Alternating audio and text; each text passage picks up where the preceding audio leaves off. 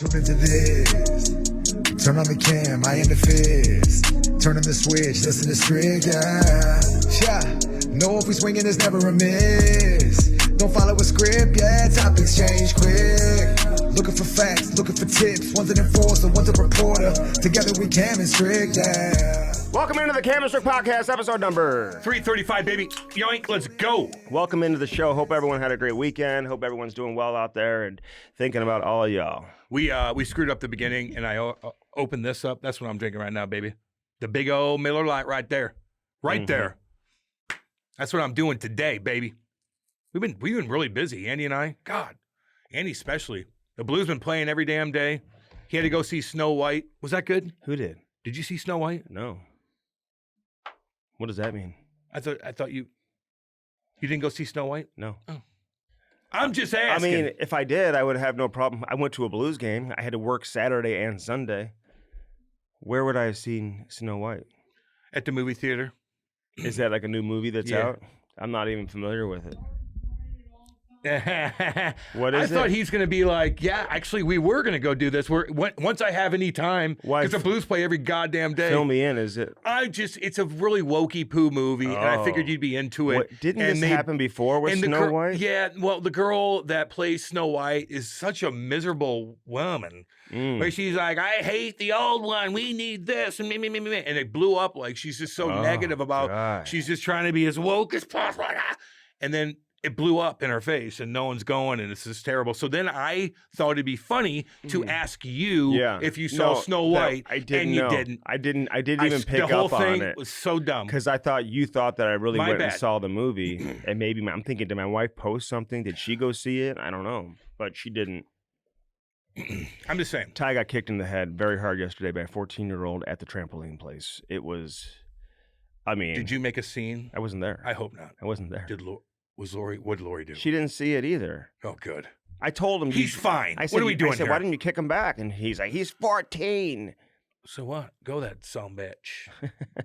You're supposed to lose against those big boys. His head is like out to there. So when you get booted, you're jumping on trampolines. He gets booted in the head. Like that happens. Yeah, I know. Don't overthink things. That's what I said. Did Lori blow up and then get you riled up after you just get done working? No. I'm just asking. That type of stuff does not get me. He got booted in the. They're jumping on trampolines. Dude, who cares? I grew up with that type of shit nonstop. You get booted in the head sometime, baby. God, gives a fuck. It's good to have a black eye. No every shit. Once in a while. And if it's a 14-year-old kid and you're young and he's messing with you, that's like the green light to like.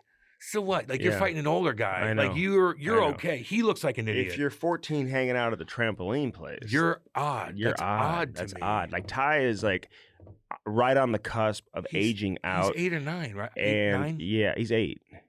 Ivy didn't want to go. Who's 11? She's like, I'm not going there. When I was 14, I was riding dirt bikes. I was getting weird feelings in places in your body. God, like you started hitting puberty. I hit puberty like 13, 14. And you're like, God, I have I'm not going to trampoline places. You remember the first time you got a weird feeling? Oh yeah, you do. I remember Where when were I was you? young. No, I remember when I was young, and we have all been through this. But I was just like, now I'm like, I want to look. Does my dad got fucking Playboys? Does my uncle got fucking Playboy somewhere? Now I'm like really into it. And then my cousin Derek, who's my best friend, was 2 years younger than me, and he didn't get to that point yet. And then all of a sudden, we both were like, we're in the girls. Yeah.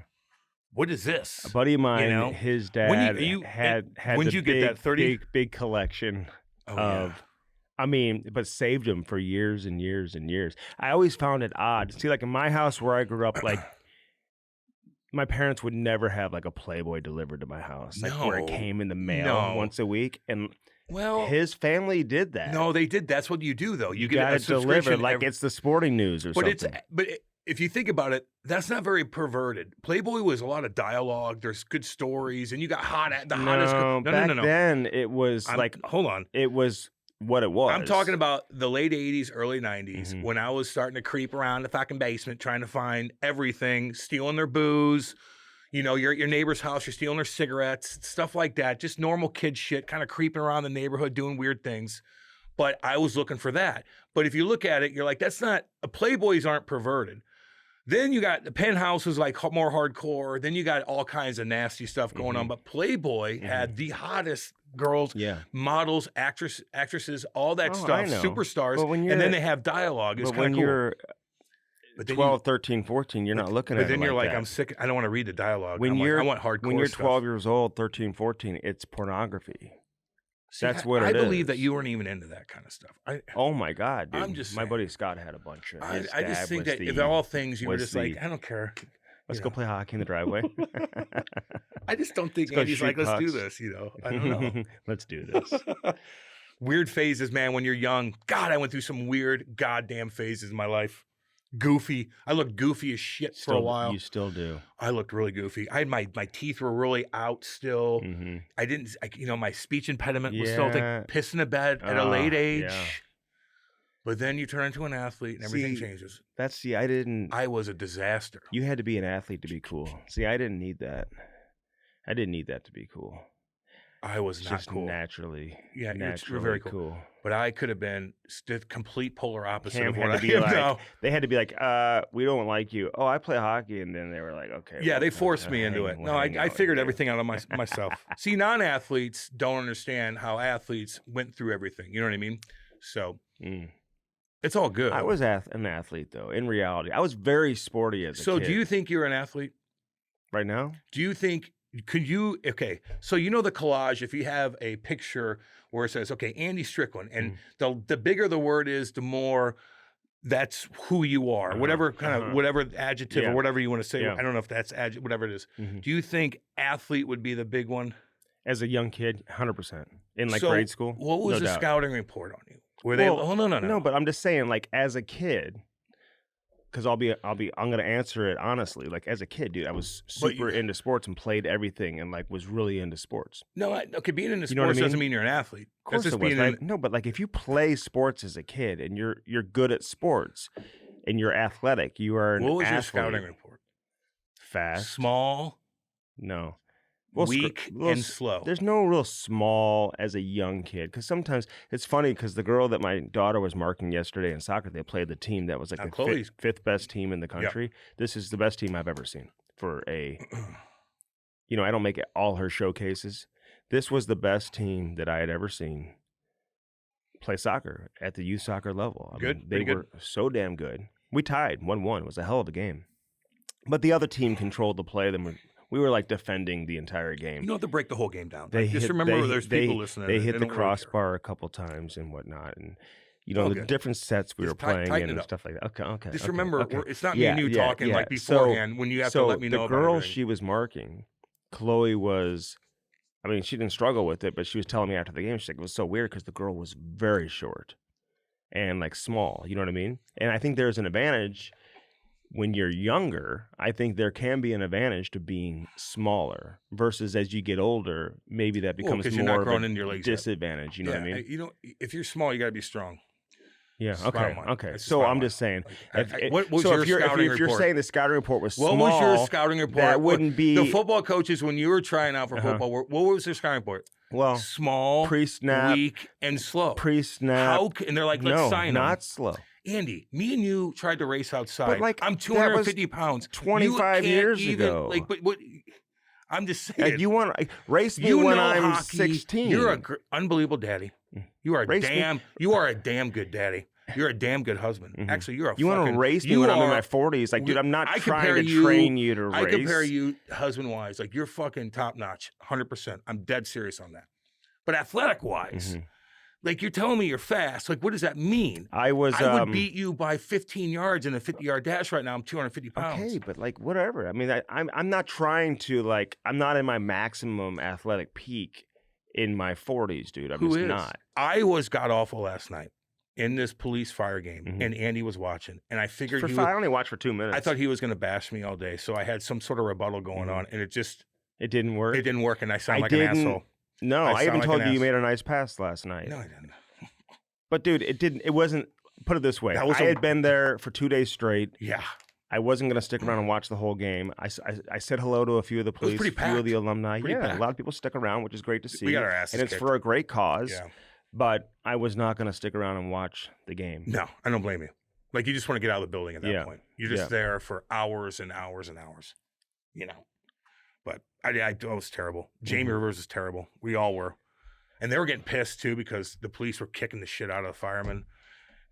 They kept scoring. Oh, really? God! And then I'm like, There's damn. some good players out and there. I'm like, yeah, there's some for sure. McKinnis brothers were out there too. I was talking to a couple of the firemen, dude, and they work in the city as a fireman. You know how hardcore that is? What do you think being a city firefighter is in comparison to being a city police officer?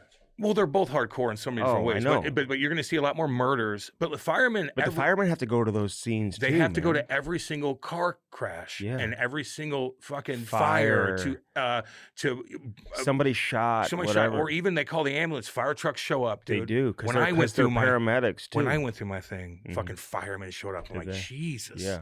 Everything. I think firemen are fucking hardcore. Hardcore shit kickers. They are, man. They are. Very tough. They're tough as fuck.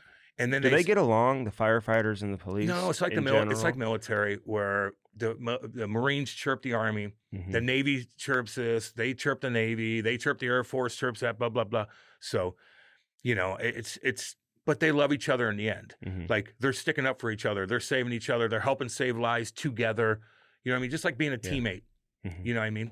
Like if shit went down right now, I might chirp you for being an athlete. Yeah. But if shit went down right now, I'd try to save your life for sure. You know what I mean? What would you do? I don't know. Well, don't give me CPR or anything like that, dude. With my chew in my mouth? Oh, my God. But can I please get somebody else to save me, You'll please? die. But is anybody else around here to save me? But being a cop or a fireman in the city in itself, it's so hardcore. You know, you can in St. Louis, it's so... All you Canadians, man, and I know you kind of know and you hear about things, it is so goddamn hardcore. I'm fucking telling you, man. It's a war zone in the city, and those guys deal with it every fucking day. You can give dogs CPR, you know. Yeah, man. I mean, anybody who has I know. Who can breathe, I guess. You gotta give your dog CPR. Shit. I remember my dog, my golden retriever Major, who we love so much. Did you give this one away too? 8. Cam has all these dogs, and they don't ever have them after like 2 years or 3 years. What are you talking about? Dude, we adopt everything. We fucking adopt dogs, not like a Goladuno that Andy gets because his neighbors all have one. We adopt dogs. Very smart neighborhood. Dogs used to show up in our backyard, and we just keep them. Cats would show up, we'd keep them. That's what we do. My girlfriend broke up. We break up. They have a dog. She can't take care of it. My dad takes care of the goddamn thing. Sit down on that. You had a dog, then you moved, and the dog went to your parents' house, and then your dad had a dog. Dude, I was in Jersey. He didn't have a dog. Like, it's just a lot of dogs coming in and out. Because we rescue them. It's like a foster home. We rescue dogs. We roll the dice. You get it not for knowing 6 what the months. fuck they are. And sometimes they die at a young age. Sometimes they lie to you and say, this dog's 3. No, she was 8. Okay. And she's like good. Like a Dominican baseball player. And they fucking drugged her up before we got her, Callie. They drugged her up. So when we opened the door, when my wife went in to get her, she didn't get up and go crazy until she got home, and it all wore off. They fucking tricked us, and we still kept that thing. You know how the Dominican baseball players, you just don't really know how old they are. Exactly. There's like no birth certificate. I know. So I'm 20. We'd still do it though. We'd still adopt her. I'm only 20 years old. Albert. But they're really like 28. Yeah, dude. They're in high school, like just hitting bombs. Look at this 14-year-old kid. Look at this 14-year-old kid who's like driving and with a full beard. Yeah, that probably does happen, especially in baseball. Can I see your birth certificate? I don't have one. Don't have one. Don't have one. You know, we talked about that Dominican, the college student who was last week, and I hadn't really read up on it. See, it's one of those things I wish I would have prior to having the discussion, because I would have like really contributed a little bit more to the conversation. You were trying to change the subject. Because I'm just, this Minnesota kid, I don't know what to think about him. Like, they finally released him. I know. You know how scared he probably was, dude? But if he's the last one, I'm surprised he's getting out of it. I'm surprised they're not just saying, nope, you're guilty, you did it. Like, if you're the last one to see her, and you're saying that we just were in the water kissing, and then we just walked out of the water, and then I never saw her again. And I passed out on the beach and got up and was like, I walked casually back. Like where's this girl? I can't believe that would actually work in the Dominican court of law. You know what I'm saying? Well, I think, is he still there?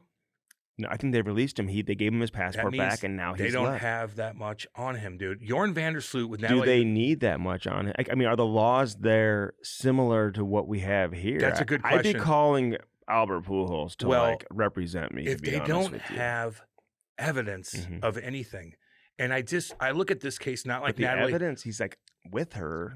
Dude, I see the video. Yeah. And they're like, oh, I'm going to get in this water. Like, don't ever So let me fucking ask do you that, this. by the way. Let me ask you this. And What they, do you, that wasn't with the what same do group. you think happened? I think they got wasted. Do you think Here, he, I'll do you explain think I'll he explain is responsible for her No. death? Because her parents don't either. No, because they want to. There might be a reason for calling. There's a couple reasons why if you call a death early, that other things kind of go into play, and you could sort other things out. I don't know. That's confusing. She was in med school. So here's what I think happened. I think this guy was a little bit older. She's a cute girl.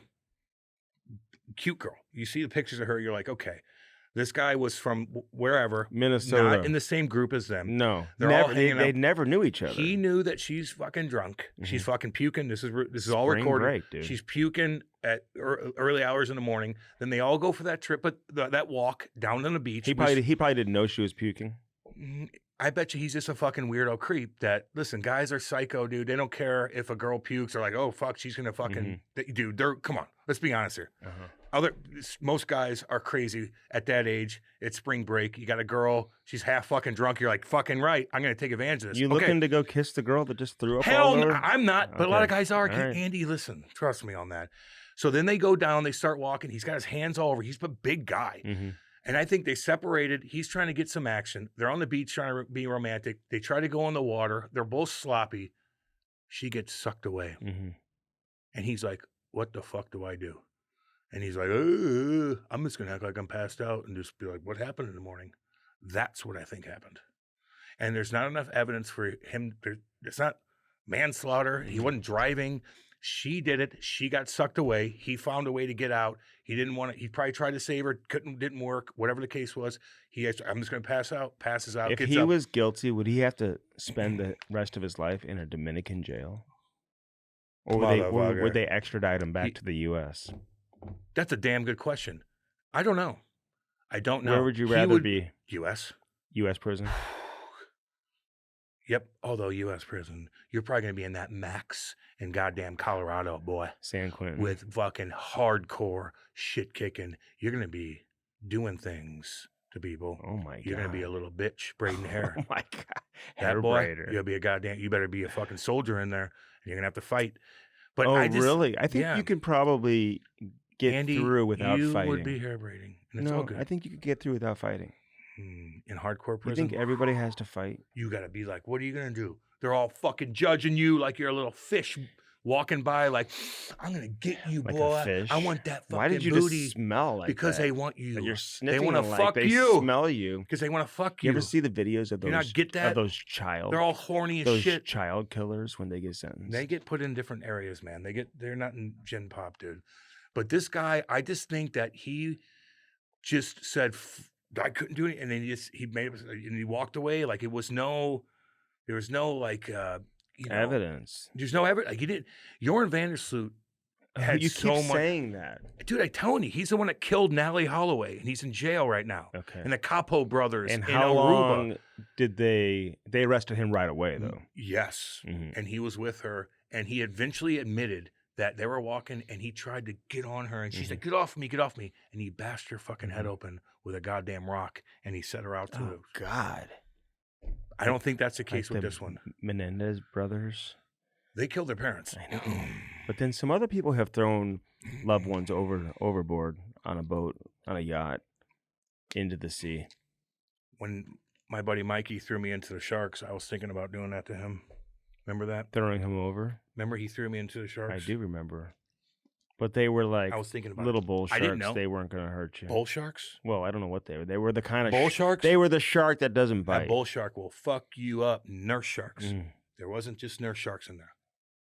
Just so you know. Where are your organs? Because apparently, Excuse me? well, hold on. Because like if you get attacked by a grizzly, I smell that blood, boy. like you can't fight it off or I anything. smell that blood. You just have to protect your organs. I heard. Yeah, your neck. So Your what is your vital organs? Your arteries, just like you got to protect your neck, your head, your skull. You're done fucked up. Like you're just They nothing would you can drag do. you so Oh my Andy. God. Oh God. Remember when I Yeah. Don't almost say- got attacked by that bear and And then you I had- couldn't sleep? You had problems Oh, I had like Maybe. nightmares. I had You didn't get attacked by a bear. anxiety. Yeah. You did not get attacked by a bear. You can't say that to. I wouldn't. Like, there's people No, I that said I almost got How? because it started running at me. No, I don't believe that though. Ask my daughter. She ran with me down the hill to get away from the bear that was chasing us. You were running first, and Oh, she of was. course I was. I left my family. I went running down the hill. Hey, edit that out. No, don't edit that out. Actually, clip that off because I might post that bad boy. You ran away from your family. Well, they ran with me. And here's the deal. My 2 youngest kids and my wife were like 100 yards back because Laurie's taking pictures every 5 minutes, every 30 steps. Hey, guys, turn around. Hey, guys, another picture. Hey, selfie. You're aloof to your situation. Okay, so no. So Chloe and I were walking well ahead. I saw the bear prints. And really at the time, I didn't. Now, honestly, if I saw a black bear today, I'd be chill.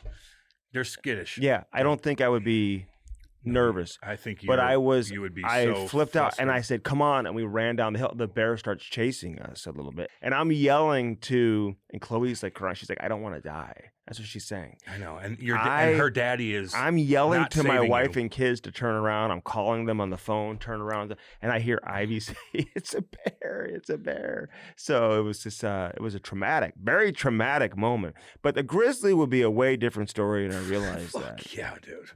Grizzlies are scary. That's why going to Montana and some of these other places kind of freak me out. I'm not dealing with it. I watch a guy on Instagram and YouTube, and he is in the most horrific situations, and he goes up to these spiders that will kill you in 2 seconds in Australia and go, God. boop, yoink. And he says my yoink thing, and he picks up all these snakes. He's booping. Oh, I know who that you guy boop on the, like when you boop your doggy. Yeah. You know, he does it to alligators, and he does it, and he's like trying to find this huge python. This guy is unbelievable. He'll pick up everything. He's touching the most venomous snakes and just grabbing them real quick. I don't know. He must have anti-venom everywhere, but all those different poisons, man, from all these different spiders to whatnot. Like, he is psychotic. I got to find his name. It's unbelievable. But he does the yoink and the boop thing, and he's crazy, man. Has he gotten? He must have something. What do you mean anti-venom? Anti-venom. You know, like, so if you get bit by a snake, you got to get anti-venom in there. Oh, so you can just inject yourself. That's why when I was on the river for so long, man, with that boat I got, I was so worried about getting bit by a snake because I'm so far upriver. It would take me, I'm 20 miles up. 20 miles on the river is a long time, man. I got to go, hopefully, like, the water's high enough so I can go fast. And so and then I have to pull my boat on and then take me up to the hospital. I'm dead. You know what's even scarier for some people? Because I've been in the middle of the woods, probably 4, 5, 6 miles deep, and I had a buddy get stung by a bunch of bees, and his foot swelled up bigger than your head, dude. Yeah, no, I know. And we ants. had to carry him, and I thought he was gonna die, dude. He could. Oh, You could they 100% said at the die. hospital he almost died. Goddamn right. I remember when I was in Oh boy. playing soccer, I think in 3rd grade. Our goalkeeper, very good. He could, go to his left. He could go to his right. Think about the people. They don't very give athletic. a fuck. Let's go. And you had to be athletic to play on this team. Tell me about being athletic. And his dad, dude, it's that terrible story. Got stung by a bee and died. Abby, at a game. Abby, stung by several bees and died. I don't know how many. Got stung at the soccer game and died. Jesus. Yeah, well, I mean, was it one? Because you said Abby. I did. I'm focusing on the game. I'm playing. I'm probably, sitting out. No, probably started. And small, weak, and slow. The scouting report. No, Andy, not back then. Had to have been. No. You must have been tiny in high school. I'm done. No. I'm not. No, you're huge. No, not huge. You must have been tiny. But everybody kind of is. No, they're not. Cam, I some was pretty people ripped, dude. Everybody was. Dude, yeah, I know. But like nobody. I mean, everyone's kind of working out. Just started working out. How big were you? In like what grade? 9th grade. Probably 105 pounds. That's small, dude. I know. Like, that's Kate size. Yeah, but in 9th grade I was, and I played football. And then in 9th grade, 107. I probably put on. I don't know how much weight freshman to sophomore year. You're small. It's all good. You know, feisty. Did Though. anybody ever hit you or something where you had to fight? Dude, Did you ever fight anybody? Not really, man. It just wasn't my. I would start. Man, I would kind of talk shit to people, like in a fun way. Do you have your big boys by you? Always. Okay. Always. I was kind of always that guy though. Like, you know, I always had buddies that just never let anyone fuck with me. Man, I fought, dude. Yeah, but I just wasn't into like fighting. I knew that wasn't my go-to move to go fight. Oh. Like we'd go to these parties, you know, you don't know anybody, and like, you know, back then. But the girls are. Let me tell you something. Back when I was in high school, you fought. Like you maybe would get like a black eye or like a busted lip or something. Now, maybe somebody would bring out like a baseball bat or something. Dude. Now these kids, they fight. Somebody's pulling out a gun. They're just doing crazy shit. Not out yonder. I'll tell you, man. These parties we'd go to in the 90s in high school were so fucking scary that we were worried about somebody fucking cold cocking you from behind.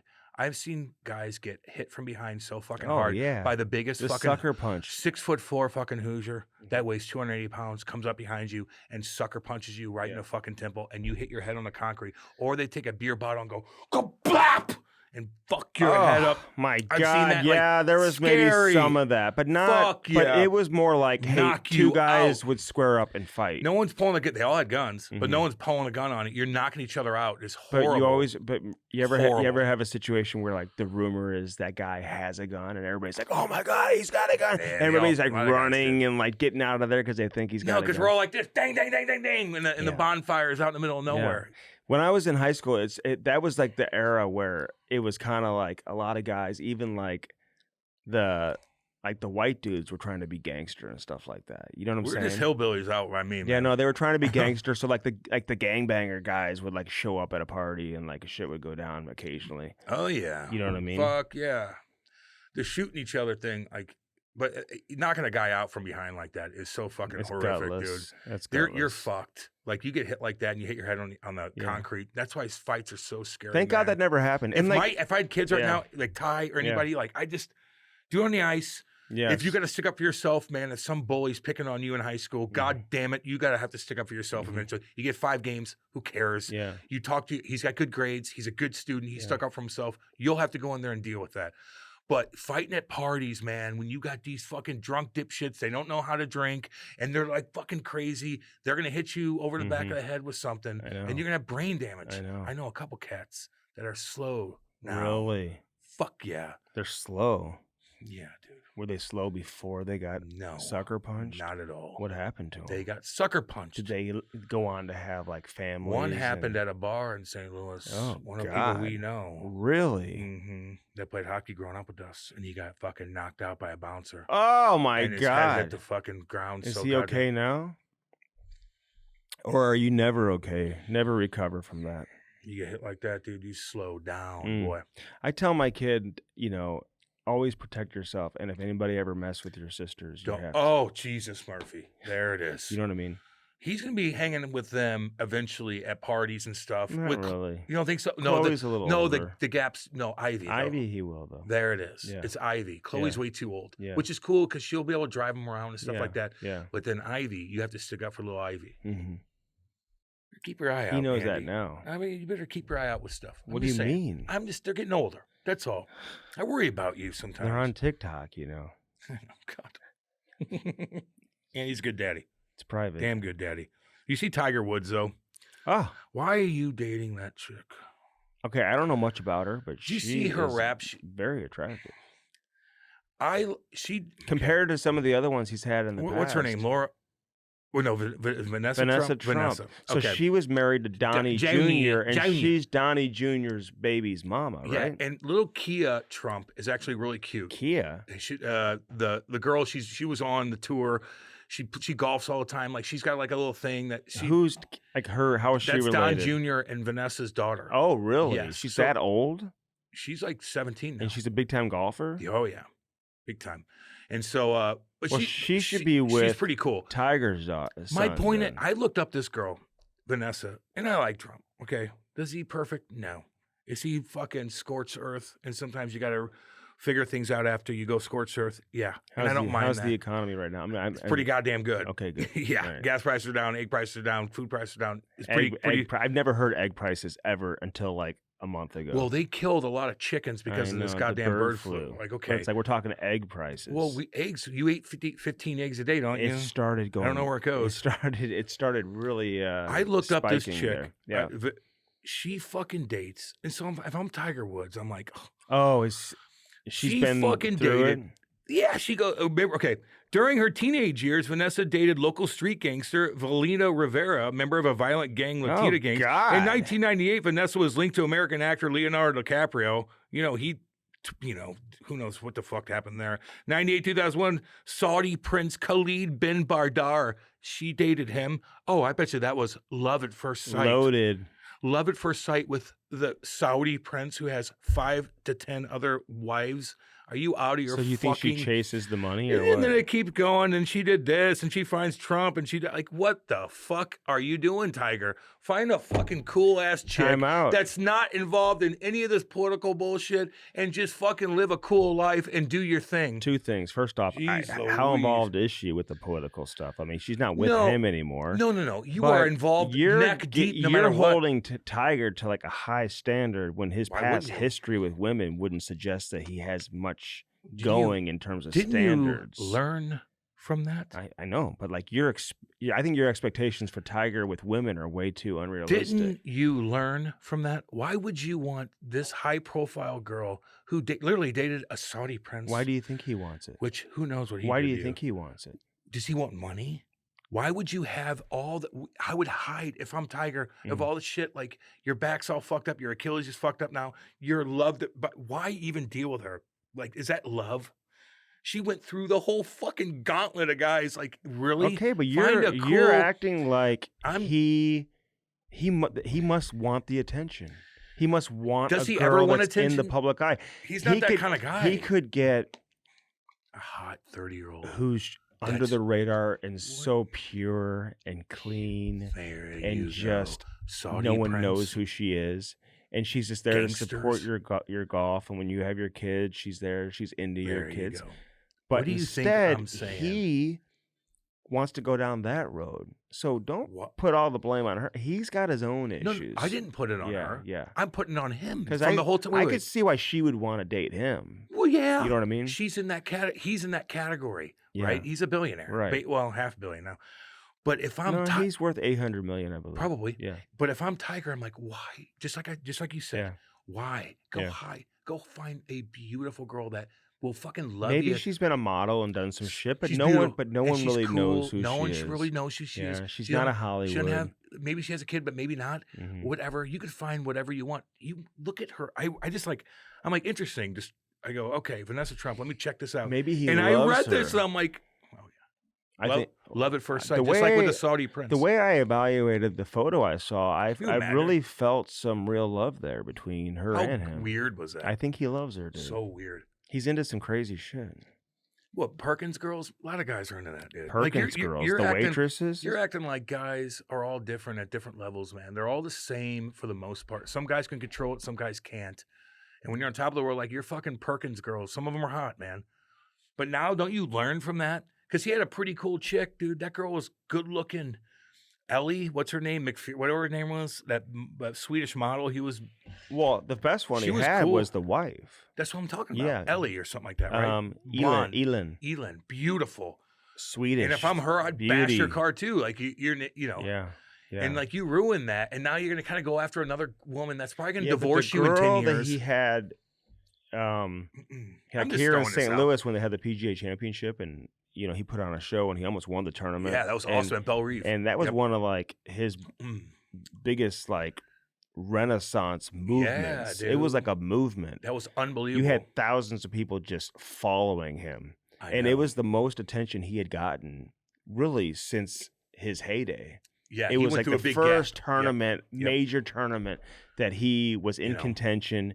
And the crowd just kind of carried him through. It was one of the greatest events in the history of golf, really, with Tiger Woods. I'm just saying, like, I would put a bet that in 5 years, like, they're gonna break up. You know, and now she's going to take your money. Okay, that's where we're going. You think they're going to like last and be like a married couple? I don't look at it like that. They're dating. I thought they got married. Oh, they did? Wait a minute. I don't think they got married. I think they're dating. What the fuck was that post then? I could be wrong. They're you might just dating. Well, what did he say? He probably sees her twice a week, 2 weekends a month, maybe. Okay. If you marry her, then we have an issue. He ain't marrying her. I hope so. I hope he doesn't. You know what I mean? No big deal. All good. How much money do you think she gets a month from Donald Jr.? I don't know how much money Donald Jr. really has.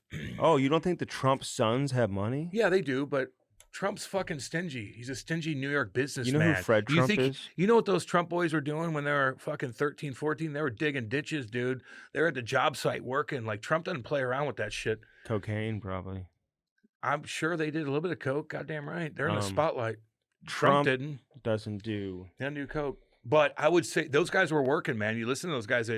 Trump had them working at a young age. He's not just like, you could have this here, Oprah, Bubba, give everything. Mm-hmm. No, he's like, no, you fucking work for it. He's hardcore businessman. He says that. Dude, he's a hard. You can't deny that about him.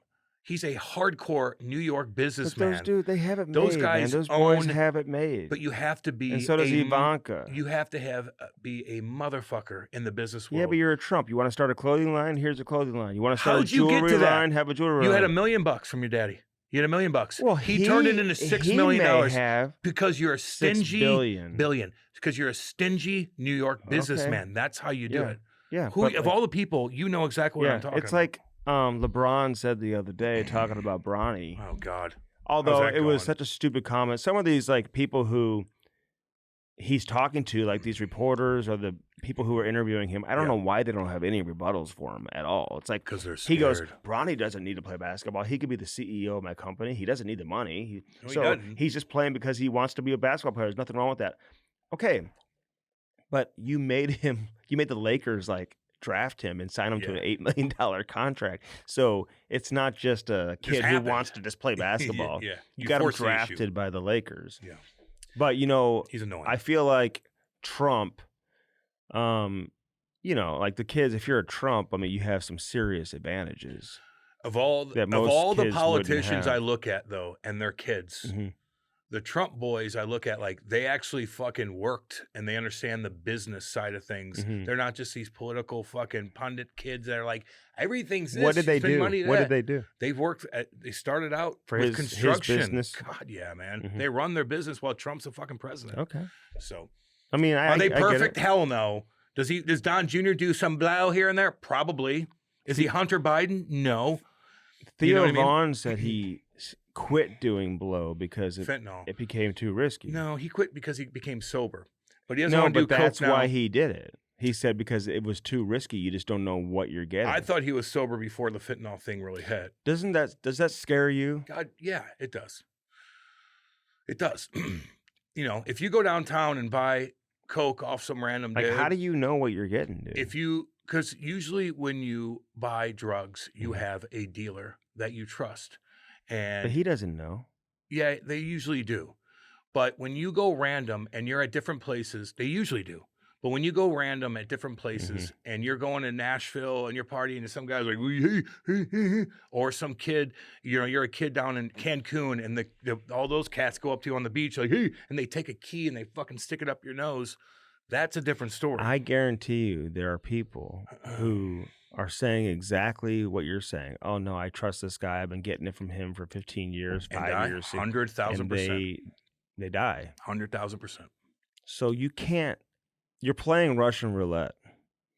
And you're playing Russian roulette with even pills now, too. If you want to buy Oxycontin from the black market, from the guy downtown, from this and that. Now that could be fentanyl as well. Fentanyl is scattered all over the place. Good thing the border's starting to shut down. Yeah. And, it's killing 100,000 people a year. So, and it's in Skittles. Just be careful. I'm just saying, be careful out there. I'm just telling the people. Got to be careful with all that shit, man. You know what I mean? What about George Foreman? How did he die?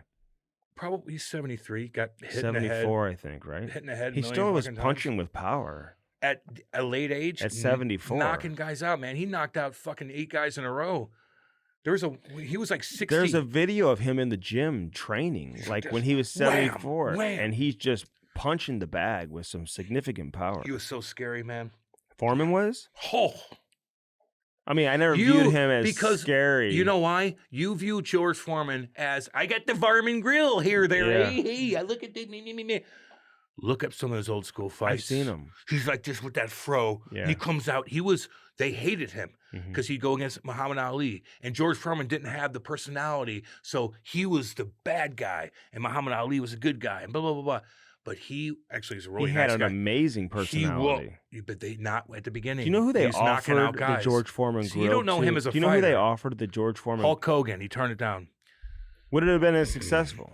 Hulk Hogan made his money and then lost it and made it and lost it and made it. Well, he got caught. And George Foreman, I bet you George Foreman spent all that money too. Bubba, he got That's caught why he was doing the with Bubba Pfizer. Bubba the Love Sponge. His wife. Hulk Hogan did, yeah. Bubba the Love Sponge. Like I never got into him. I liked Howard Stern. Okay, Bubba the Love. I hate your name, and you even if you're funny, I don't like you.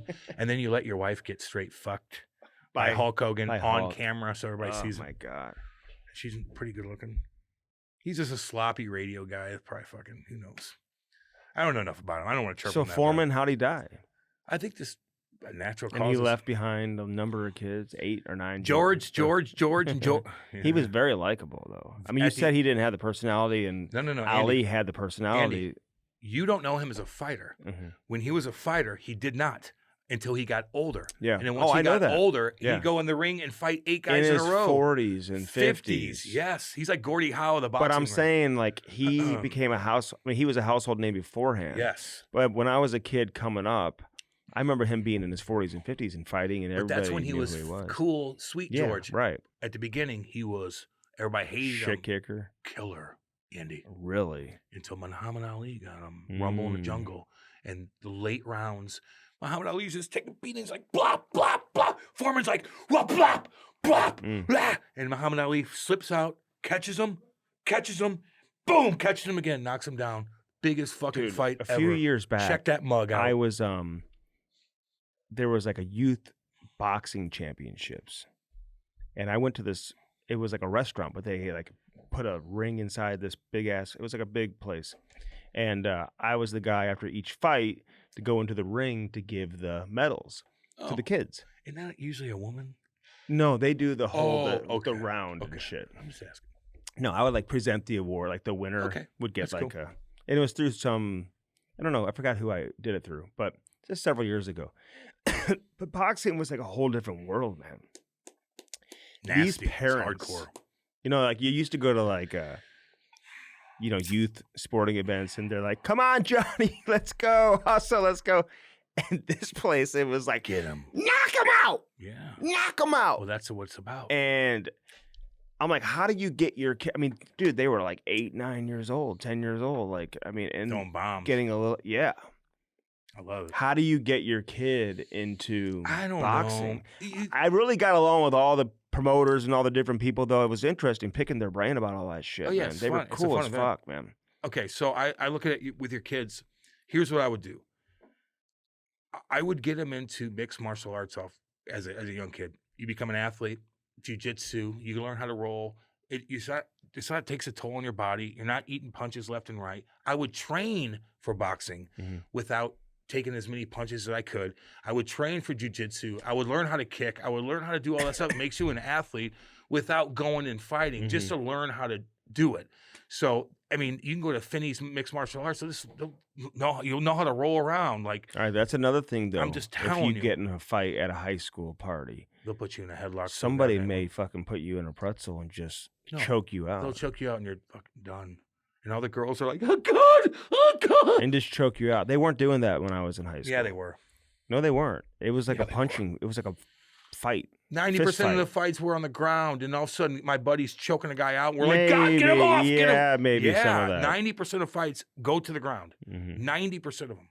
So no, they're all on the ground. And then most guys have no idea what they're doing. But then you fight a wrestler, and the guy just chokes you out so fucking bad, and he's like, "You done?" Then he lets you up. Remember I told you when I was in Windsor and and I'm flirting with all these girls, hanging out at 17 And the guy years old. choked you out. And that motherfucking 25-year-old from Detroit came over, and he's talking shit to me because I'm talking to his girls, and he takes me out back in front of all these people, and he embarrasses me like I'm a fucking little boy. When I was playing high school hockey, there were always a lot of high school hockey games. There were always a lot of fights in the stands.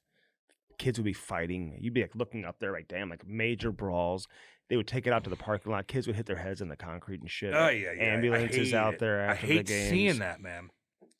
I hate it, but it happens. Just don't. You always. If your kid's at you can tell your kids, man, like there's gonna be high school parties, man. There's gonna be brawls. Like just back away from everybody. Oh my god. Back the fuck away. Well, now that there's like and just see and be able to see where everything's at. Once you're in the middle, no one knows what side anybody's on. They're just coming up and knocking guys out. So back away from everything and get everything sorted out and be like, okay, what am I doing here? Yeah.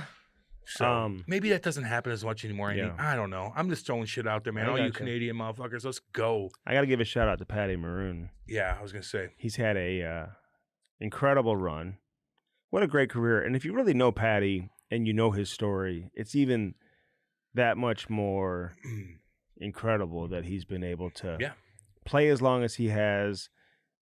Created this almost iconic figure for himself. You know what I'm saying? Like he's become a larger than life personality in hockey because of the team success that he's had. And he's been a big part of it. And he's a big personality and he gets a lot of attention. So it was cool to see the Blues honor and recognize him. You know, he made the decision a few days before the game in St. Louis that, hey, he's going to make the announcement in St. Louis, of course, being from St. Louis. And the Blues were in on it. He let the Blues know. Yeah. I'll give Doug Armstrong a shout out because from what I understand, it was his idea to do the video tribute on the Jumbotron. And I even think to make Patty Maroon the #1 star. It's pretty cool. That Army was behind that too. Yeah. And he would never say that publicly and probably may even be pissed that I'm even sharing that right now. But that's what I was told, that Army was 100% behind it. So that gives you a little bit of an idea about Army. But the fact that, you know, Patty, and he gets emotional. He's always been a very emotional guy, you know what I'm saying? So, you know, but he really took in the moment. I know he appreciated it. Means a lot to him. You had a good interview with him. Thank you. Yeah, that was, you know, it was interesting, you know, and Panger did too, you know, and I just wish him the best of luck, man. He's going to have a lot of options and be able to do some different things. Well, he went through a lot of different things, man. Like he had a kid at a young age, man. He was in London and had little Anthony. And is that when he had? Yeah. Was it London or I didn't know if it was before that? It was I mean, it was early in his career. Imagine I'm thinking back playing juniors in Windsor and Guelph. And I'm like, if I had a child, it would change my life in a weird, different way. Now you have something besides hockey that you really have to focus on, and that now you have to balance that. So that's why it probably took him a little bit longer to get going because he had a fucking kid. Yeah, you know. And little Anthony's the coolest little kid in the world. And he goes to Philly, couldn't figure it out. Then he goes to Anaheim. He's like, there's my skill. And people do say... And there's coaches that believe in me, and there's veteran players that are going to take me under their wing. He went to Getzlav and Perry, and they're like, come here. And we Sheldon, like you. Souray and Damn those right. guys, man. They're like, come here. No, we know. We see your talent. But people do say, no, Patty didn't... You know, he came up the hard way. He didn't have that much skill. He didn't have that much skill. Patty's unbelievably skilled. He wasn't quick, and he's not going to have a breakaway speed, but he could dangle you in a phone booth, man. He was, how many points did he have in London? He's unbelievably skilled. Right, just under 100, I think. And unbelievably skilled. I remember and it's on, I did a TV game when he was a freshman in high school. And it was like the state Oakville? Semifinals, and he's at Oakville. Yeah. And I remember calling this guy like a man-child. He was a freshman and just physically dominating these kids who were 17 and 18. And in high school hockey, like, it doesn't matter how good you are as a 15-year-old. When you're going up against 18-year-olds who aren't good, those can sometimes be the scariest players to play against because they don't give a shit. They don't know how to play. They're reckless, and they're looking just to, like, basically bury you. And he was putting guys on their ass and dangling guys left and right. Toe dragging, backhand toe drags. So he was, like, at that time, maybe the most impressive, like, 15-year-old that I had ever seen outside of Jan and Paul Stastny, maybe like Jan. ahead of them. Jan was incredible. Jan was really and Paul, obviously, as he continued to get older, he didn't have as much flash maybe as Jan, but you could really see good, that, Paul just kind of had the whole package and he was going to be good. But Patty Maroon, as a 15-year-old, I'm like, this guy's a man-child. Like, he was absolutely incredible to watch as a young kid because he just was gifted with such, enormous size and incredible hands, man. This guy had incredible puck skills. Yeah, incredible puck skills. Yeah. I don't think people really realize that. He scored a goal last night and whatever. But he just knows how to score those big-time goals. Yeah. But he could dangle you and make you look stupid. Oh, yeah. Good passer. But I remember... That's the roller hockey, too. We wanted... Yeah, he played roller hockey. We all did in St. Louis. But we needed Patty in the gym, and it was hard getting him in at the beginning. Because he had to bring Anthony every single time. Oh, really? Yes. He brought Anthony as a young kid to Power Play Gym with me and Bolig and Rick Wilson and all those guys. And you came in there here and there to watch us work out. And Patty, I trained. Patty had Anthony in there, and we were like, just go, baby. And then we compete with each other. And he finally started working out, and he's like, okay. Yeah. But imagine having a kid at that young. It's a tough thing to balance. Yeah. It really is. Yeah. So, and you're not. I don't think people realize that, especially when you're not married to the kid's mom, right? And you're not in the relationship with the kids. So you're trying to balance all of that. Man, oh man. But he's got a great wife. Hell yeah, they're all cool. I love the family. Who he dated for a long time, obviously before they got married. Married into a great family. He's got a daughter now. Like, I'm just proud of Patty, man. I really am. Because I remember when he got to 300 games, I'm like, wow, man, good for you to get to 300 games. He got to 400 games. I'm like, good for you. And then all of a sudden he got to 500 games. I remember tweeting something out about, like, he's the X number of players from St. Louis who got to 500 games. There weren't many. Not many. At the time. And then he got to 600, and he kept winning in 700. And here he is, 800-plus games, and a household name in hockey. And he's going to have a lot of options when he... in terms of what he chooses to do next. Where's he going to live? I don't know. A lot of options. He has options there, too. Yeah. I would imagine. I heard something that maybe he could walk into a job with the Tampa? Lightning or something. I was going to say. And, which I could certainly understand. Yeah. I hope he gives himself time to go just watch Anthony play. There it is. You know what I mean? Yep. Because Anthony he's a good player. A lot of, kids call him Tony. And he's playing in Long Island right now. They're getting ready for USA Hockey Nationals. I've been around him a little bit. He's a really talented player. I would imagine London's going to draft him. He's going to have, options in the USHL and all that too. So, hopefully he can, now utilize that free time to kind of like, focus on Anthony's hockey too, which I would imagine he's going to want to do. He's made some good money, man. He's chilling, and you just sit back, watch your kids, watch them grow up a little bit, figure out what you want to do, take all the phone calls, call people, and organize what you want to do. Do a lot of podcasts. Do a lot of podcasts, which you will. Okay. The refs the other night, the linesman. Linesperson. Lines people. Linespersons. What do you think I'm talking about? Why would I be mad at the linesman in a game? Because of the goalie fight? You son of a bitch. But I think a referee intercepted it, too. They both did. They all did. What's the... Listen, we talked to Bennington about this. Why are we doing this? And I'm trying to remember what he said. But there's something... Is there something that the league is like saying, don't let Bettman? the goalies fight? Kemper was ready to throw down. Go. I know Swayman, like the camera was on him. But if you focus... Kemper was ready to... Let's go. I may have taken Kemper in that fight just based on how... Well, we don't know. We don't because know. they broke it up. We don't know. Why break that? Like, Swayman was ready to go, too. Don't get me wrong. If they both want to go, when a goalie doesn't want... They both wanted to go. Let it happen. Like hockey's in a good spot. Let the good things roll. That would have been good. Well, just like they let... somebody had... I forgot who fought Jack Eye the other day, and the referee had him and let him go. Let him go. Just go. Get it done. They let him go. Let's go. It was in the corner. I think it was Middleton. And Jack Eye caught him, I think. It was Middleton. Yeah, big Middleton. Yeah. You're right. Jack Eye caught him. But here's another thing that happened after that game, by the way, with Kemper and Swayman. They interviewed Zadorov after the game. And they're like, hey, did Swayman, because I guess, they got their ass kicked. Yeah. Did Swayman do that just to get the boys pumped up? And he's like, kind of gives a weird answer, Andy. He's like, I don't know. I'm not answering that. Like, okay. Like, it's your goalie trying to fight another goalie. Like, what do you mean he didn't want to answer it? Like, he looked at that question was asked to him, and he looks at the reporter and goes, pfft. Instead of saying, "Yeah, man, Swayman," we of course like that. I love seeing But that. I think Kemper was pissed because somebody ran him down at the other end, right? I'm just saying, I just saw Zadorov just answer it very like they didn't like him, Mm-hmm. or Zadorov's just a dick. I don't know what it was, but if you check that out, just look at it. Maybe there's more to it if I watch the whole thing. I don't know, but it was interesting. It just popped up before we went on. He's like, I'm like, whoa. Everybody's like, what's that all about? Yeah, let him go. Let him fucking go. They had that Jesus. with Benner and Marc-Andre Marc-Andre Fleury and Bennington. If there's only so many times that you really see two goalies that are really willing and truly want to go. And I don't know why they were like so quick to break it up. Like, we can't have entertainment. I know. Like, let them go. But you'll let players of course fight. They have more equipment. The goalies, like, they're okay. Like this. What'd you think of? Did you see what Sheldon Keefe said? Yes. About Jonathan Kovacevic. I saw you tweet about that too. Like, did you hear Kovacevic's comments? Yes.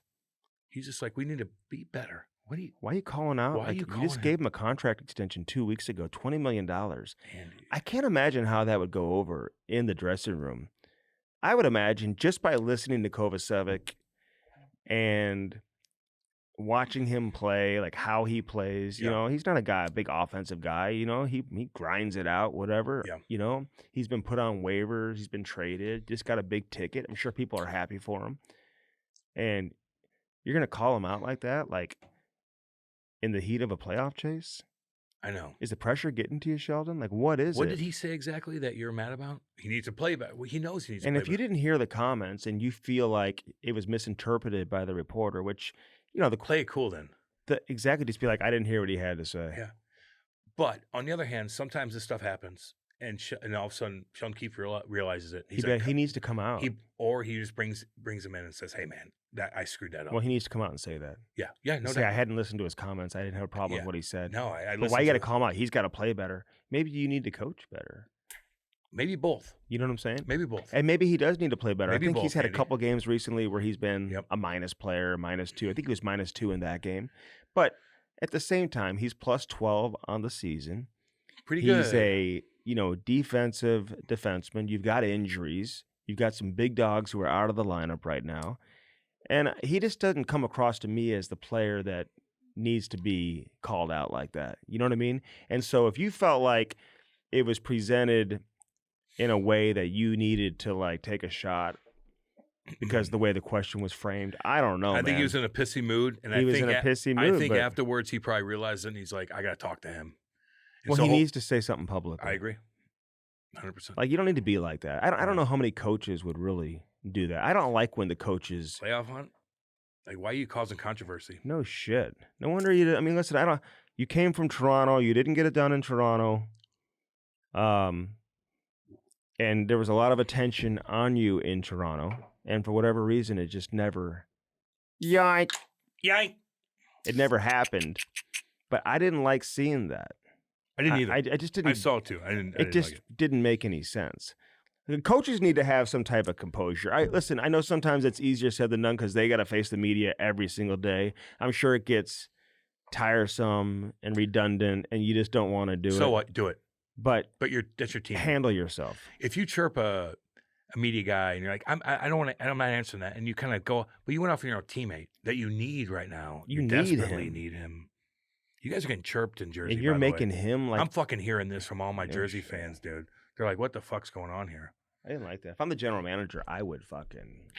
I think you're right on that. I'd have a meeting with my coach, man. How's Brock Nelson doing? Much better, man. He had a 2-goal game. Then he had a shootout winner. Saw that too. Because I said that I just feel like he's the kind of guy that you get a big deadline deal and he just disappears. So I don't know. You feel like he would. You did kind of like he didn't. He plays a quieter game. Like he didn't do much at the Four Nations, for example. No. Like you didn't really notice him a whole lot. Not at all, actually. But he'll take some big face-offs and stuff like that. He's a big body, man. Like he is. He's skilled too. You see like that deflection goal that he had, and well, it depends on what he does in the playoffs. It just took him a number of games to get going. I think when you go to a team like Colorado. I think when you have success in Colorado and you go to a different team, I think there's an adjustment there because they play such a unique style and they've got such unique players on their roster in terms of how they play. Different than the Islanders.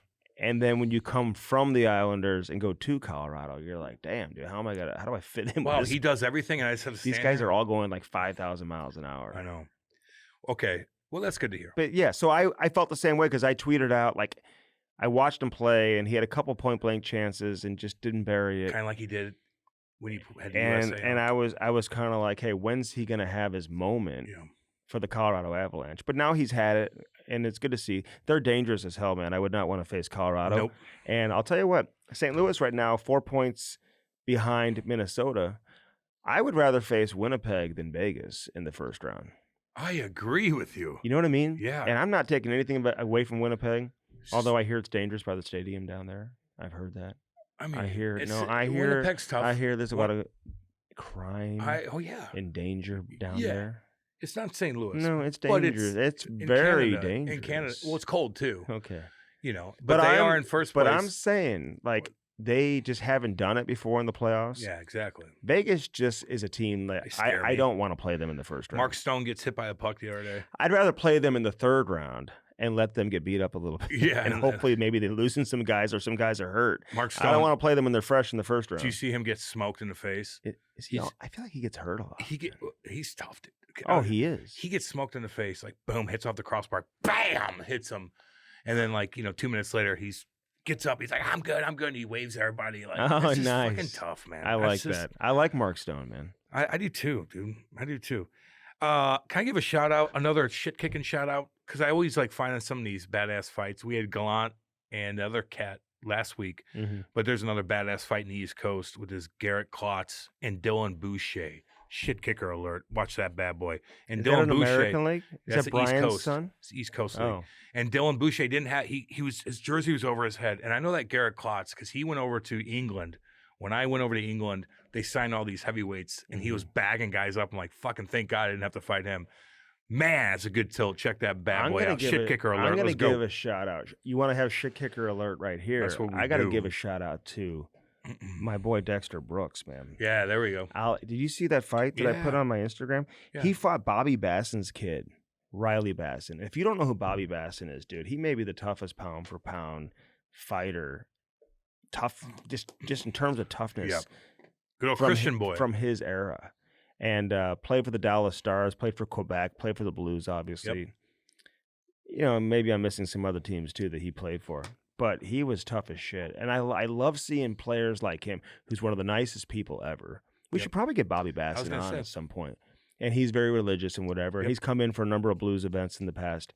I love it when their kids kind of adopt their style of play, and now they're playing. How old is Bobby Basson? Because he must have had this kid at a late age, Later right? age, maybe. I don't know.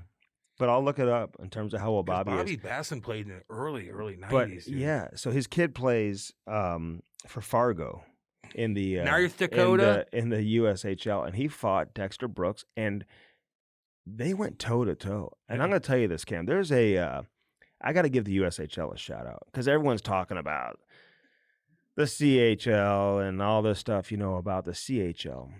With the rules now, where these guys are able to, have college eligibility and all that. And listen, the CHL is what it is, man. It's been a great, junior league for decades and decades and decades. I'm not taking anything away from the CHL. But the USHL has been producing NHL players and great college players for a long, long time.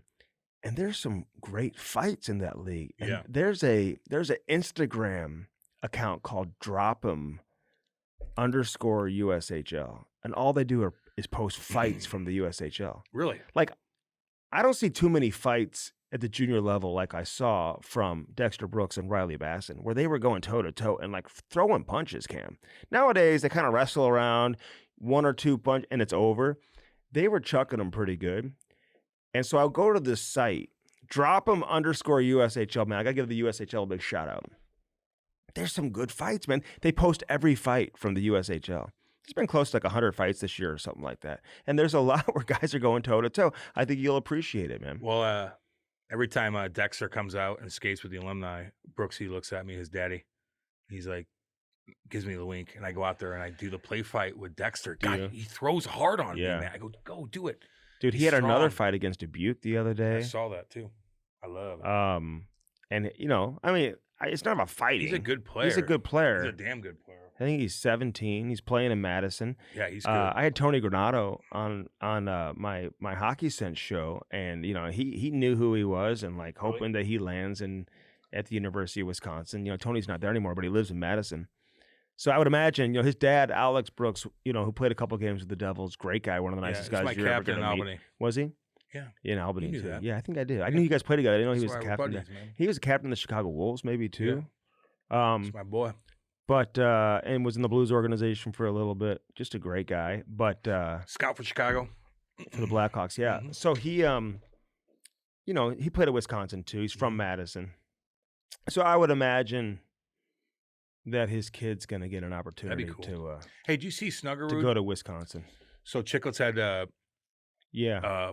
oh boy. Yeah, Grinelli. Grinelli. Yeah. Who I love. He does a good job. I sent Does him a damn good job. Did you I send him sent him a a message, man. Grinelli, you do a damn good job, I dude. sent him a message a long time ago when he was doing these college visits. He's doing a damn good job. Because he's doing a good job does a good job with the interviews. Too. But he interviewed Snuggarude, who was a first-round pick for the St. Louis Blues, who didn't play here this year. Could have, probably. Yeah. And, maybe played American League and whatnot. Yeah. But he's like, hey, why didn't you want to go pro? And he's like, look around. Yeah. And I'm thinking, that's not as nice as playing NHL, homeboy. Yeah, but if you're listen, I think sometimes, I'll saying. give the Blues a lot of credit because when he decided to go back to school, you know what they did? The Blues, they supported his decision. Yeah, no, I know they did. And he will sign this year. It's a guarantee. Okay. He is going to sign. There's no question mark. I don't think the Blues are concerned about it. Okay, he is going to sign. I think they played their first NCAA game in Fargo. I could see Minnesota. Who knows? They lost to Notre Dame early in the Big Ten tournament. I could see them losing early in the tournament. You just never know. I'm not going to act like I can predict how it's going to go. But, he's going to sign with the Blues, Jimmy Snuggarude. And, we'll see what happens when he gets here and how important the games are and who's going to come out of the lineup. And, for Dvorsky, it's an easier situation because Oscar Sundqvist is dealing with something. They wanted to give him a maintenance day. Playing every other day, man. Pavel Buchnevich takes that hit the other day from McCarron against Nashville 2 games ago. He got rocked. And, hasn't been the same. He did play in the game against Vancouver, but he probably hasn't been the same. And I don't expect his situation to be long-term, but he didn't play. So if there's an opening for Snuggarude, they'll put him in. But if they're meaningful games and they have to win them, he'll come straight here. It's not like he's going to sign and they're going to, put him in Springfield. He's going to be here. But it'll be interesting to see what that opportunity looks like for him to get in the lineup and play. I would imagine he'd get some games in. But at the end of the day, if you're fighting for the playoffs, who you got to take, somebody's got to come out, right? And nobody on the Blues roster is playing bad. So you hope they can build up enough of a cushion, I know, to where they got work to do, where they can just plug Snuggarude in and he can play. But he will 100%. Cool. I just might brought it up. He's just like, God, look. Well, he said that even last year. You know what I mean? Like, but I think if you're a Minnesota kid, I know, and you grow up around it, and your dad plays there, and your grandfather, is a hockey player. His grandfather may have played there too. I don't know, but there's connections. It's just it's not that long ago where NCAA players, even high draft picks, stayed 2-3 years. It's just such a gap. Some 4 years. You play college hockey, you're playing 35 games a year. Like, it's just not the same as once you hit the NHL level, man. The hardest thing to do is to be consistent with your game. All these guys are skilled, but can you do it every other night? Look at the Blues schedule right now. So if you're Snuggarude, man, like you're playing on the weekends and you're like, okay, and you get to chill for 5 days. Like, that's not the case in the NHL, man. It's a different animal. So like it's going to be a tough like transition for college guys to go right to the NHL, man. How about Brad Berry being out at North Dakota? It was kind of a big story. He's the head coach. He's won a national championship there at North Dakota. I think he won a national championship as the head coach in the first year. But North Dakota as a program just hasn't had the success recently that you'd expect them to have or what they've had in the past. I mean, it just seems like long gone are the days of the Oshies and the Jonathan Taves and the Zach Parisis and the Taylor Chorneys and the Schmaltz brothers and all these guys who have come through there. And you had some alumni, dude, calling for the coach to be fired, And so they fire him. It's a pretty big story in college hockey. But people look at North Dakota as being this program of success, and they have had a ton of success. They're one of the top programs in the country for a reason. They've got great facilities.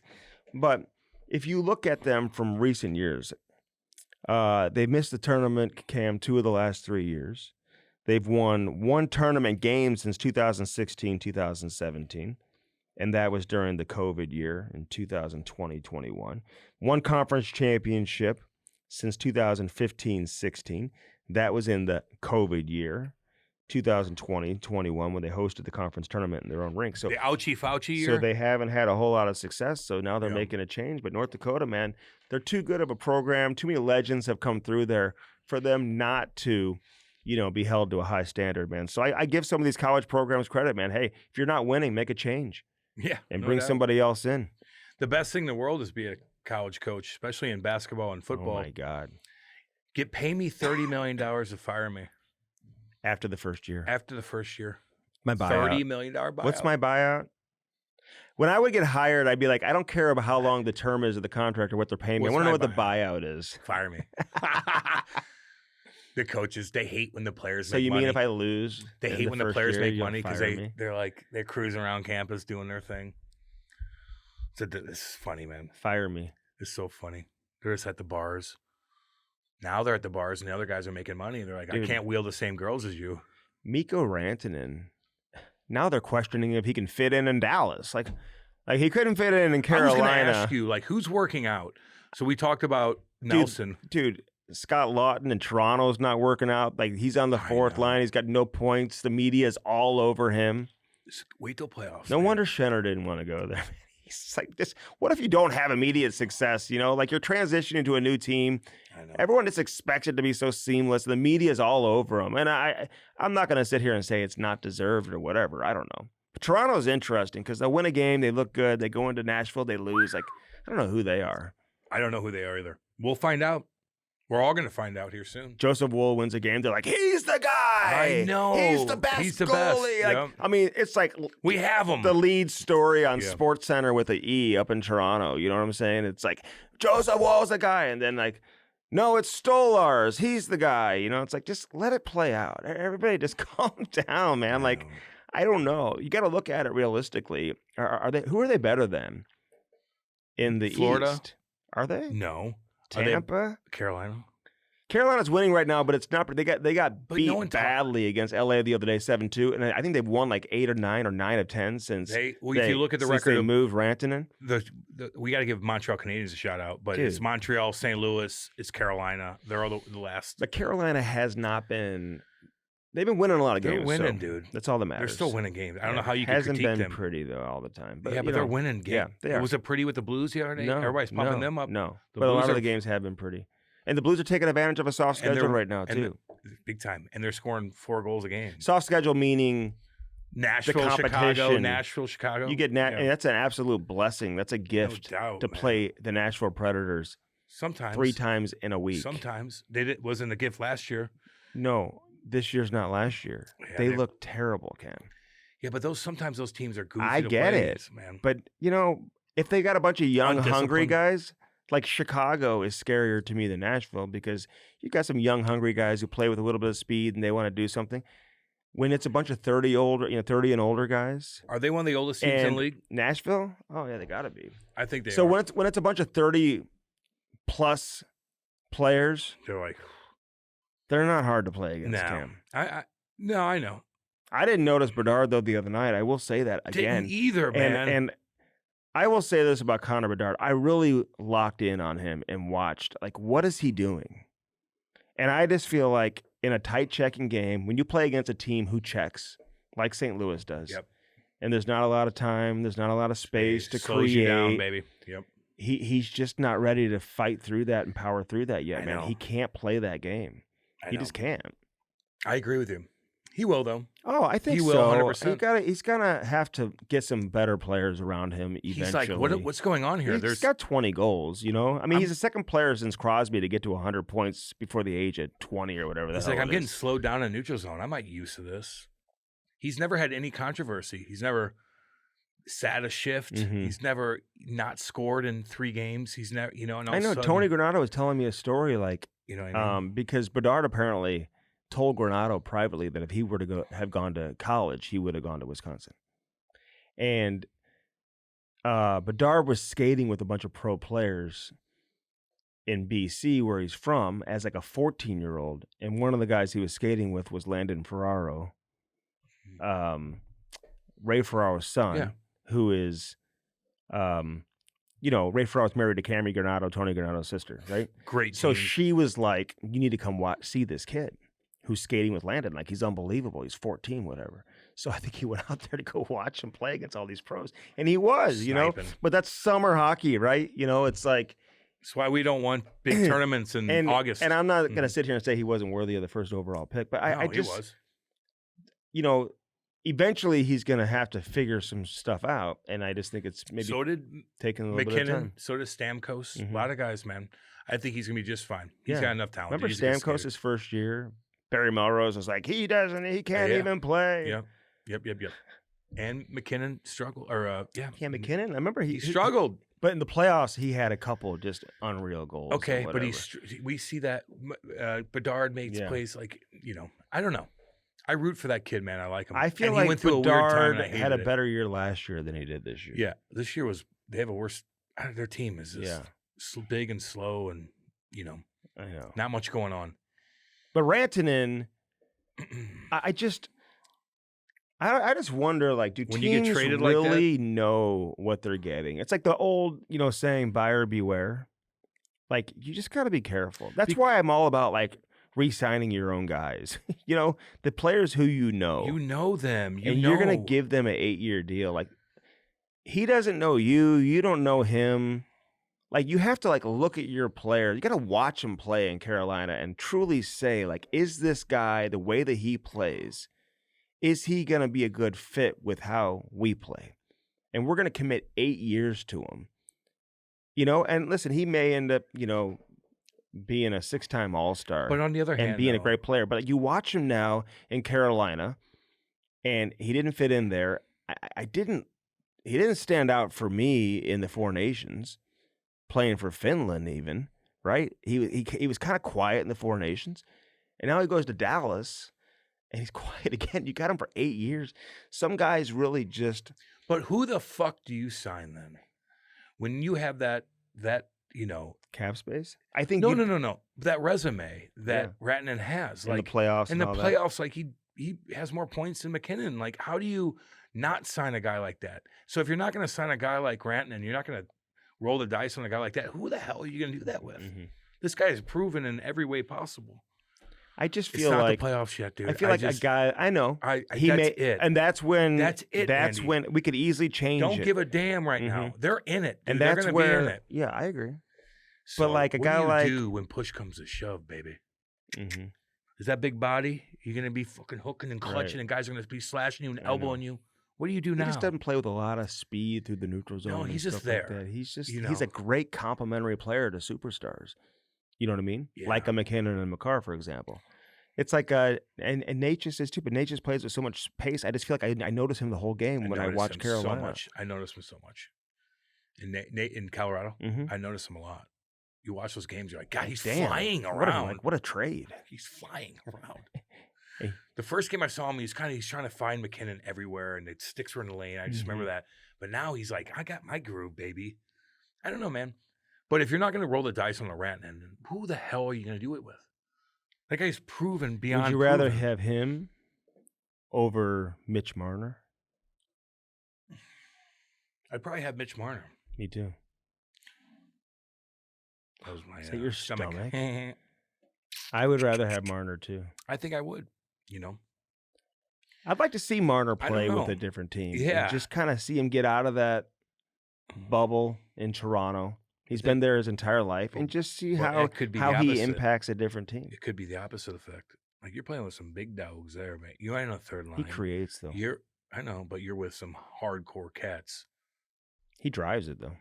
But you're with guys that are really, really big dogs, man. But he's not really a secondary guy. I know Matthew scores all the goals, but Marner's not a secondary guy. But you're Rantanen was a complimentary guy to McKinnon. No one ever confused that. I mean, there's a lot of games where Marner is just driving the bus for the Toronto Maple Leafs. It's all and he's their best player. About the playoffs. Oh, I know. We're evaluating these guys, and we have to. Mm-hmm. But like, what are you doing when shit hits the fan? That's Did I say last week, maybe it was on my other show, I don't know, but like, I'm going to tell you who I would put on the Hockey Canada Olympic radar right now. And you may think it's crazy, but, you know, I would have Dylan Holloway on that radar. Like, I'm not going to sit here and say he's going to make it. And if you just want to look at points and say, well, he doesn't put up 100 points or 80, 90. But if you look at a guy that plays with speed, has details in his game, can make plays, can score off the rush, has a one-timer, can score from distance, is everywhere, all over the ice. Yeah. He's young. I mean, Seth Jarvis, I think, just got to 200 games. I mean, like, he's a hell of a player, too. But I don't know. I'm just saying, and the general manager of Team Canada also happens to be the general manager of the Blues. And Kyrou, too. I mean, I'm just saying, like, those guys on the radar. And I'm saying if they put together a list of 30 players. No Thomas? Thomas, for sure. He's already on the radar. Thomas is one of the last ones to be left off this go-around. And if he didn't get hurt, there's a good chance that he makes it. Okay. So Thomas is already there. Thomas, Kyran, Holloway. Damn. I'm not saying they make the team. What I'm saying is if you're putting a list of 40 guys on there, 35 guys, I don't think you have that list without those guys on it. Okay, so you got Holloway from the Blues, maybe Kyrou, because he's having a hell of a year. And look at his plus-minus. And you got Robert Thomas, you got Colin Parayko, you got Jordan Binnington. What about Phil Broberg? For Sweden. You think he's Canadian? No. You know, he got a call. I love him, man. He got a call from Sweden this last go-around. He took a couple penalties the other night, but he did, but I think 3. I know. But he and I, he's really good. I had a conversation with him. What do you think him though? Is that a stupid question? No, because he was like breaking down the left side of Sweden's defense. Yeah, with like Ekholm and some of these guys that they had, and he was like, I was just honored. They called him to tell him he didn't make the team. Oh, I didn't know that. Yeah, okay, cool. Like it wasn't like they just dismissed him and they just announced the team. Yeah, they actually reached out to him and said, "Hey, you didn't make the team, but like keep doing what you're doing." There you go. This guy's on the radar, Good. and my boy. He's got a really good chance of making that Olympic team. I don't know if it's going to happen or not. He's a damn good skater. I love his style. Great everything. skater. God, he's a good skater. The next step for him, and we've seen it recently, is just to finish on his chances offensively because he finds himself one-on-one with the goaltender all the time. All the time. He's like in no man's land. Like no one knows where he is. He gets dangle lost two guys all the time. And all of a sudden he has 5 feet of room. But he's like lost. A back door, like all of a sudden you go see him like cross ice, and here he is. He's going streaking down the left side of the ice one-on-one with the goaltender. Then he gets back. Hits the post a lot. Then he gets back and disrupts the play and then breaks it back out again. I'm like, this fucking guy. Oh, yeah. He could skate, man. I know. So, anyway. Poor Edmonton. You got McDavid. Although Kevin Lowe, who we have on this edition, yeah, he doesn't think Edmonton is hurting right now not having those guys. He thinks they're really going to feel it 3, 4 years from now. Sure. I would agree, but I think... Does Holloway or Broberg not make that lineup right now? Oh, they make the lineup. But it's interesting because I was talking to Holloway about this the other day. Like, he and Broberg never saw the ice 3-on-3. And they probably wouldn't now. You know what I mean? Yeah. Although Edmonton, they've got some injury concerns for me. And I know the reports are, and I saw Elliott say it on Hockey Night in Canada, and of course Edmonton's going to come out and say they're both Draisaitl and McDavid are going to be fine. Of course, they're going to be fine. They're going to be back for the playoffs. But whenever you're not healthy, 10 games out, the idea that these guys are going to be 100% entering the playoffs is so unrealistic. And when McDavid's grabbing his groin, I know he took a cross check, but it was really weird. It was a weak cross check, and he didn't grab his ribs. No, he kind of grabbed his groin. That means something was already there, and you disrupted it. Yeah, and so when Draisaitl goes down the way that he did, and then he's getting looked at on the bench, and then he's not playing, like, they can, of course, they're going to be, they'll be in the lineup when the playoffs begin. But if they're not 100% and they're hurt, I know, and the teams that they're going up against know that. They play those guys hard as it is, man. That's just not a good sign for the Edmonton Oilers not to have those guys 100%. So you can say, hey, they're going to be back for the playoffs. Well, yeah, they may be back, but they're not going to be 100%. And if they're not 100%, man, that's a major concern for Edmonton. How are they in the standings right now? Are they they're ahead of LA to where it doesn't matter, where they could be like, no, they're going to be 100% when they make the playoffs. Let me look right quick. Well, they're ahead of LA, but they're behind Vegas, right? So, okay, 87. Yeah, they're Oh, they're tied with it. I mean, LA may end up having home ice advantage. They might have to win some games. Mm-hmm. You know what I mean? So, but that's a major concern. Yeah, for sure. And their goalie got hurt too, I thought, or something. Skinner or something. Jesus. Yeah. It might be a little drama up in Edmonton. You know what I mean? Would you put your money on Edmonton in the first round? The way LA is playing, LA wins every night, and then you watch LA in person, and they don't really impress you when you see them. No, they're not. Like in the games they've played the Blues and stuff like that. They're not sexy, but they hit and they got good center depth, man. They got that Deneau. They play a playoff game. They got Kopitar. They got that big ass motherfucker number 55. What's his name? Yeah, Byfield. Byfield. That's a three. They're three centers, and you're like, yeah, they dominate. They play a playoff style, and they win faceoffs. And they're boring sometimes. They grind. They can grind you out. I wouldn't want to play them. Doughty's fucking scoring Doughty's goals. doing his thing. Who's that Russian kid on defense too? Is damn good. They got some players, man. The goalie wants to fight. He's ready to go. I think I may have taken him in that fight. He was wanting to. He was like, let him go. What are you doing? So we can find out. What are you doing? Let hockey still be in an awesome spot. Like, let the goalies fight. It'd be blow up all over ESPN. ESPN even tweeted that you broke the fucking fight up. How would you not break the fight up? I would put Jim Montgomery in the conversation of the Jack Adams Award right now too.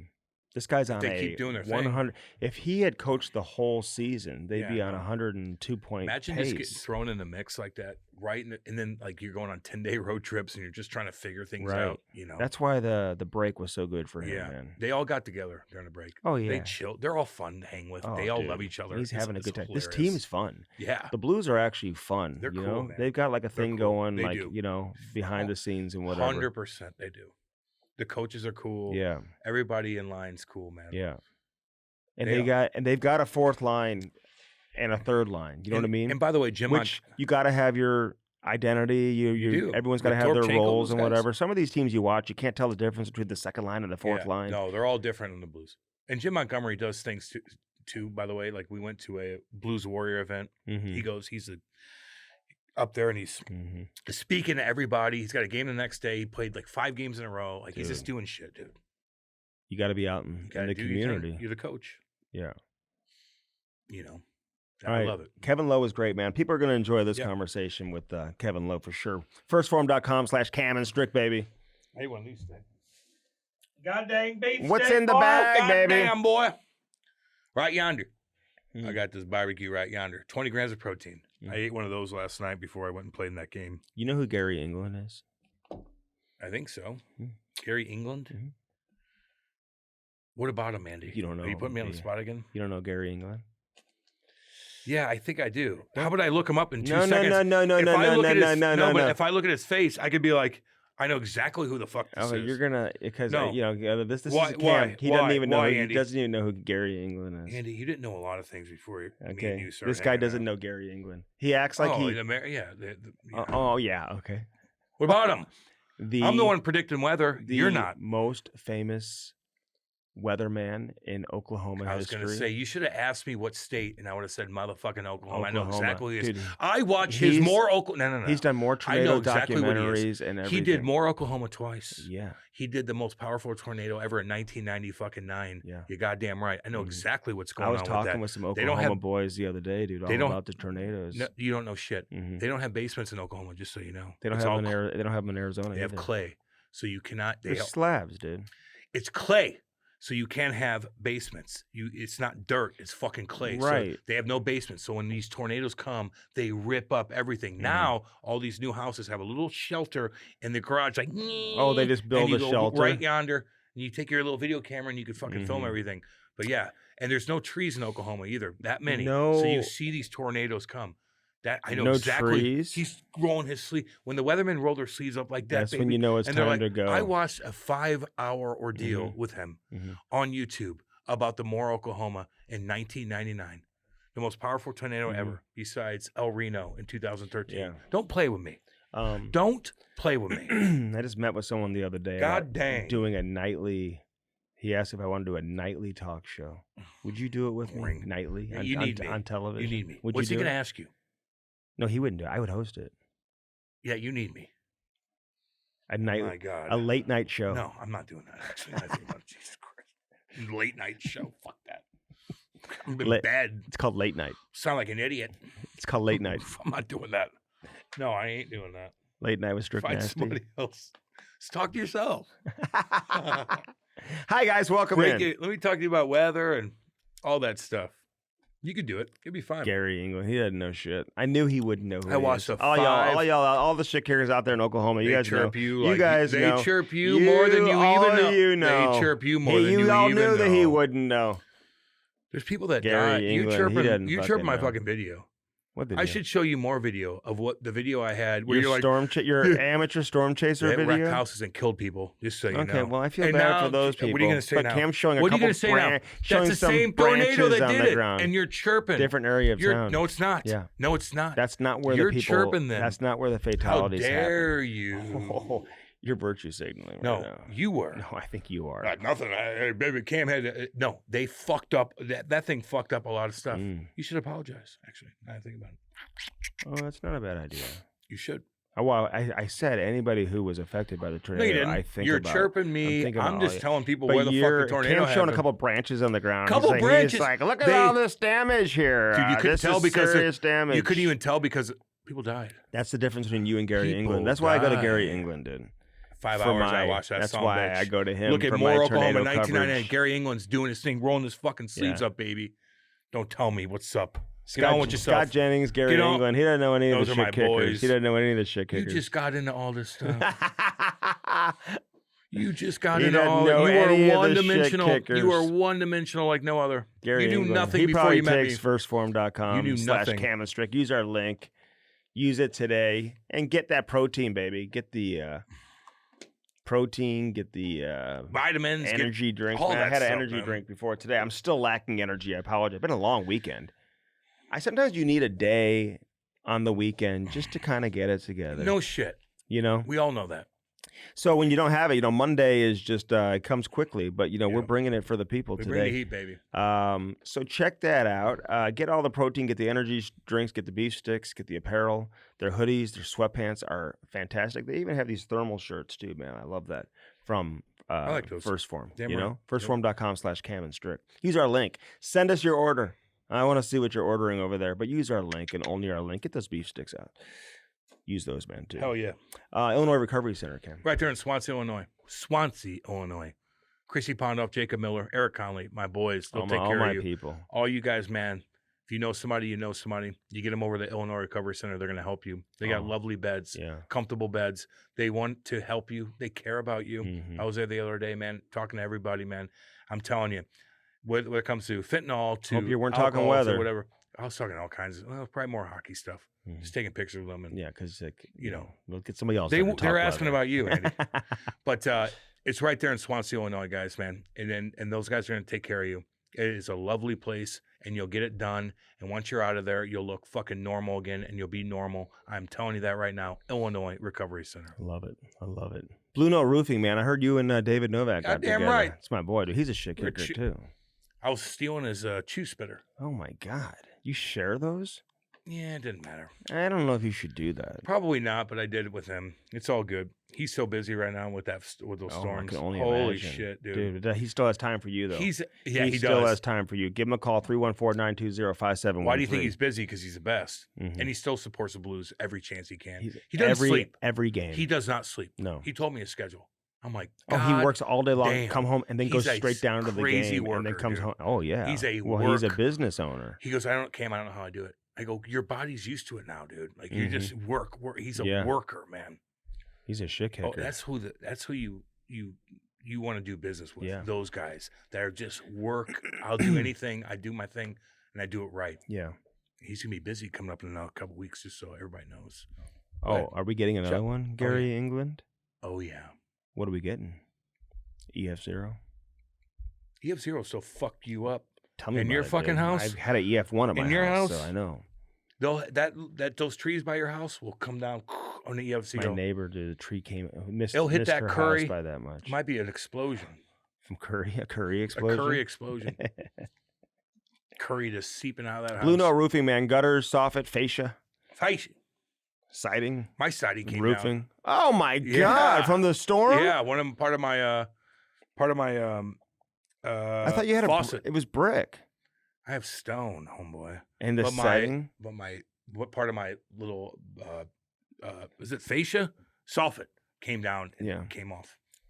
It sucked. Sounds like it was. So now when the rain comes. Sounds like they built it very cheaply. Yeah, sure. In that neighborhood. And then when the water comes down, now it all splatters down. Sounds like they were cutting corners. Yeah. In your neighborhood? They haven't cut the grass in your neighborhood. Not yet. When do you start We're cutting allowed. grass? You're not allowed to not Landscapers, cut the grass. I want to hear from you, man. Reach out to us. I would say not do mulch yet because it's going to get tore up with the Well, rain. I never know when, like... I'd say wait till June. I don't know when mulch. Jose is going to come back, dude. I have no idea. He might be gone. If Trump did that to my Jose, if my Jose is not allowed... Write him an email. Be all right. To Trump? To Vanessa? To Elon? Vanessa, can you get this to Vanessa, who else did you date? The king of Swami or whatever. No, the Saudi prince. What a lovely relationship that must have been, Andy. Vanessa Trump and the Saudi prince. Blueote Roofing. He loved her. Oh, my God. Hatlaunch.com, baby. Best in business right here, baby. Let's go. Let's go. All you business owners out there, anybody who runs a Just team. reach out to us. No matter who it is. If you want us to get you directly involved and contacted with Danny, reach out, man. You guys should develop your own, create your own hats, your own apparel. Are you a bar owner, restaurant owner? Do you know of one? Do you sell apparel? Do you need something for a family reunion? I used to see those family reunions up at like Forest Park, and they'd all wear the same T-shirt and the same hats and shit. Yeah. 50th birthday parties, 75 birthday parties. Volleyball team, man. I mean, it doesn't matter. Bachelorette parties, Softball bachelor parties, man. You need Reach hats. out to us. And hook up yourself with some hats from Hat Launch. Best quality, best customer service, best pricing. There you go. That's a hat trick right there. There it is. Damn right, baby. Right there in Illinois. Bolt Sports, baby. You want to improve your game in the off season? This is when you do it. You can improve it during the season as well, Cam. But I needed that last night. Oh yeah, you did. Oh my God. You looked very lethargic. Well, and number 56. They kind of screwed that up. Was that your number? No, it was 55, and you know that. Yeah, but no. What was your number last night? 56. Okay, that's what I'm asking. They screwed that up. I just said it. Well, I don't want to kick them when they're down. It's not a screw up. That's the number they gave you. No, they actually came up to me and said, "Hey, we screwed up because you gave us your 56 size number for the jersey." Oh shit! And so that's what they put on there. Really? Yeah, it's all good. No big deal. I think the jersey generator is making us some jerseys. I got you an extra. A lot of maybe alumni would care about that, but I don't. Hat Launch, baby. I got a picture of Andy and I on the back of my helmet. A podcast caricature. I don't give a fuck about my number. 56. Everybody knows who you are anyway. Number 56. Cool jerseys, though. Yeah, they're totally cool. What? You get to keep it and everything? Yeah. Is it the same one you've had before? Or? I got 50,000 jerseys now, dude. Well, we should start auctioning those off. I might have to. Let's auction those off. But then once I auction one of those off, Bruce or somebody's going to be like, hey, where's that jersey? I need you to wear it tonight. And then I'm like, I fucking auction it off. Bolt Sports, though, man. Hey, listen, this is the best way to improve your stick handling, your agility, your accuracy, because they've got those e-snipes, you know, like they can put the targets on your regulation size net. Oh, hell yeah. They light up, and when you hit the target, dude, it keeps track of your score on their incredible app. Bolt Sports. If you're a hockey parent out there and you want to take your kid's game to the next level, that's what you have how to do. You don't Everybody have else this. is doing it, man. You better get going on the it. Dangles where you can like be at your house dangling through these, you know, these dangle bars they have. And your buddy is at his house, he's doing it, but you're on the app and you're competing against one another. It's pretty cool. And there's like thousands of videos that show you different techniques and different things you can do. Toe drags, forehand to backhand, backhand to forehand.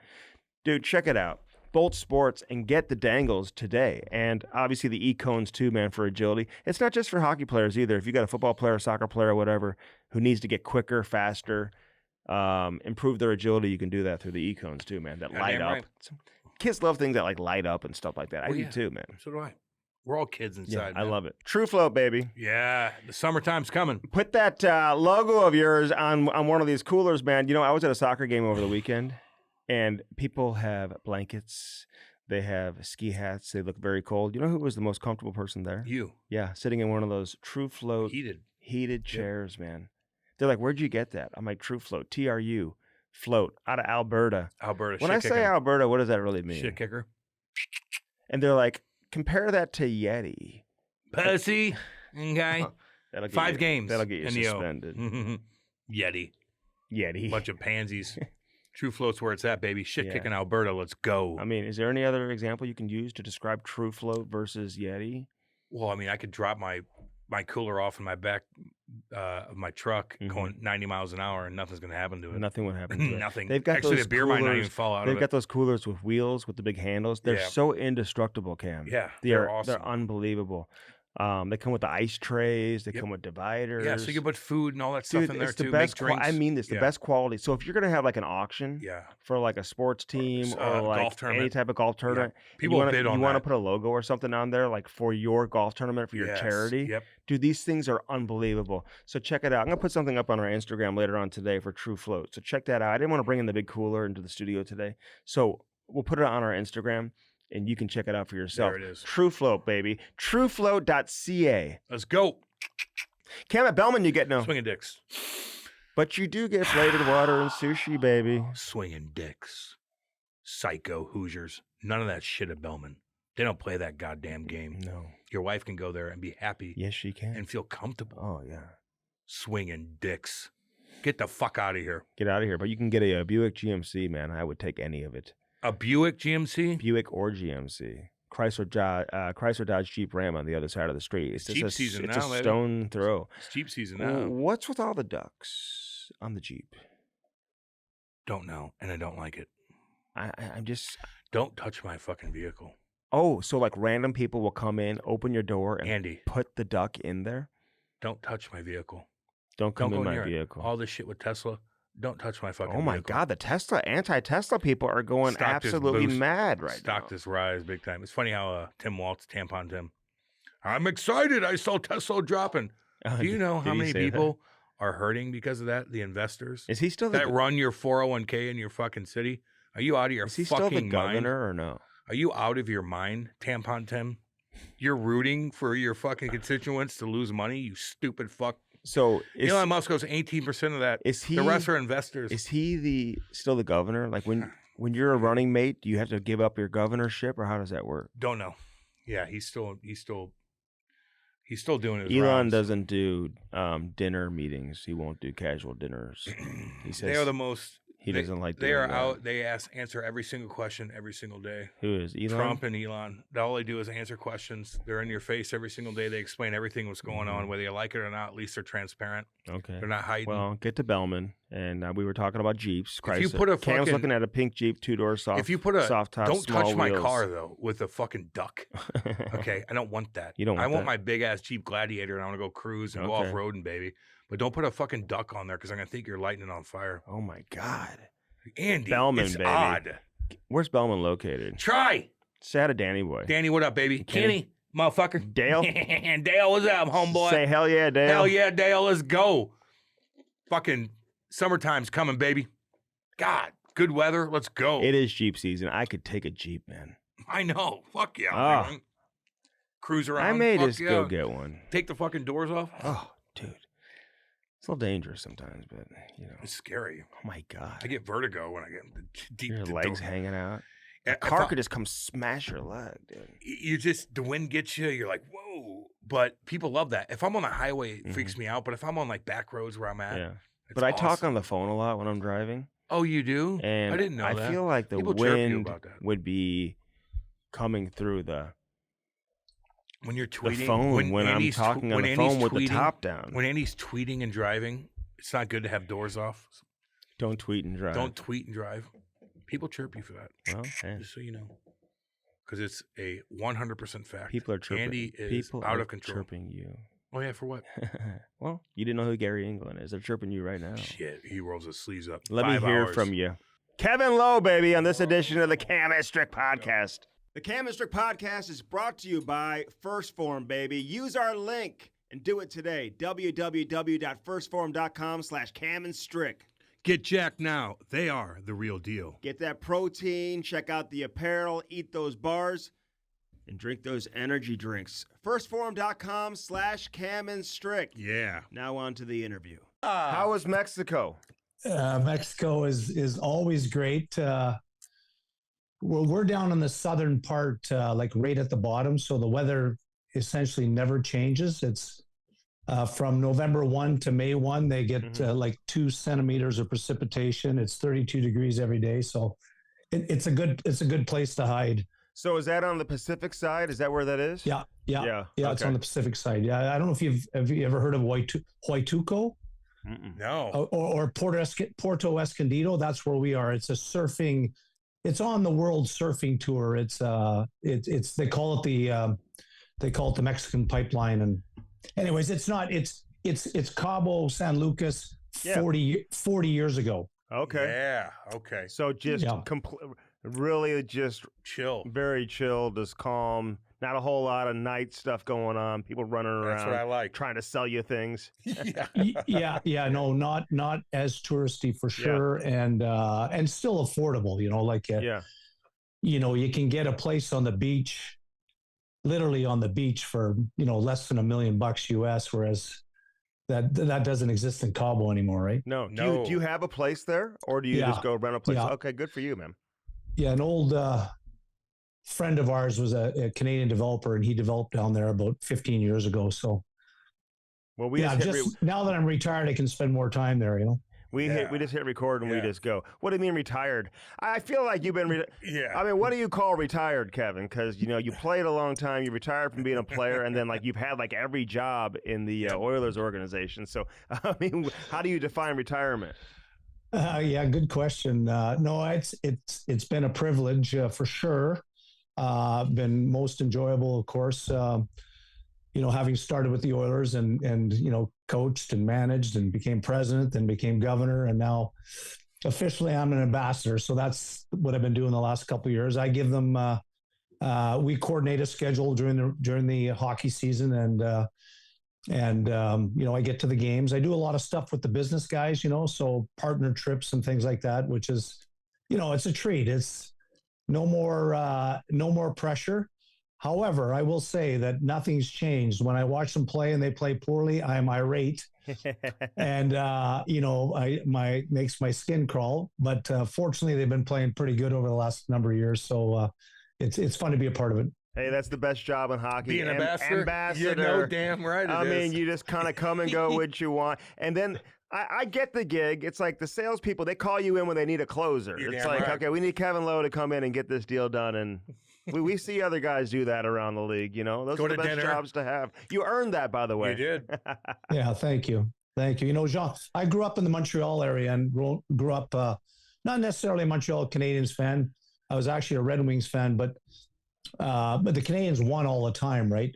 And of course, Jean Beliveau, one of the greatest of all time, was a real gentleman and an idol of mine. So, that I tried to. I can't say I'm emulating him, but because I have a bit of a crazy side. But he was a guy I always envied everything he did, and I'm trying to transition into that.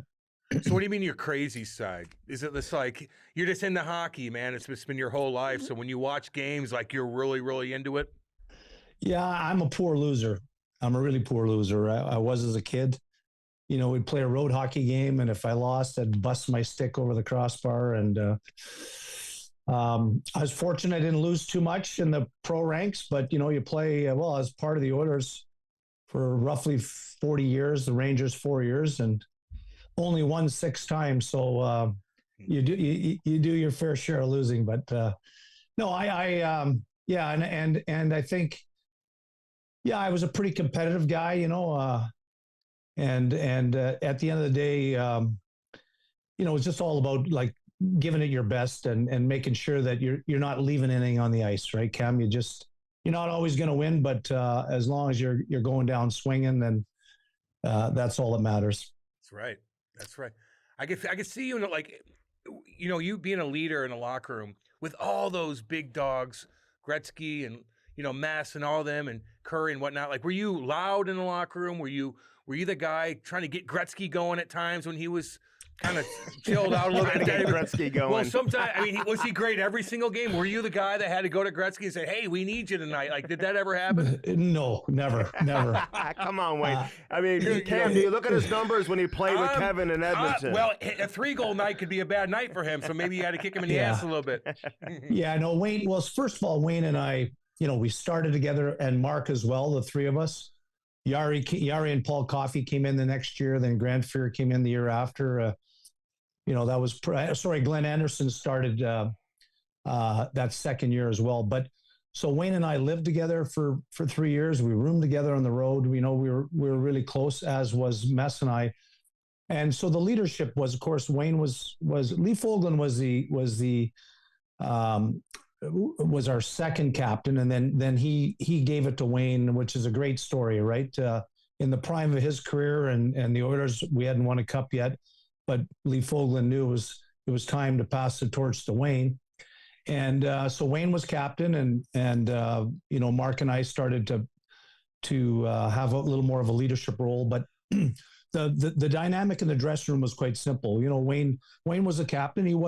He wasn't a raw guy by any means, but he was very capable of saying what he needed to say. And then, if we'd come in after a period and Wayne's not saying anything, then I'd kind of look at Mess. Typically, I would default to Mess. If I didn't see Mess saying anything, then I knew it was my cue to say something if something needed to be said. But it wasn't.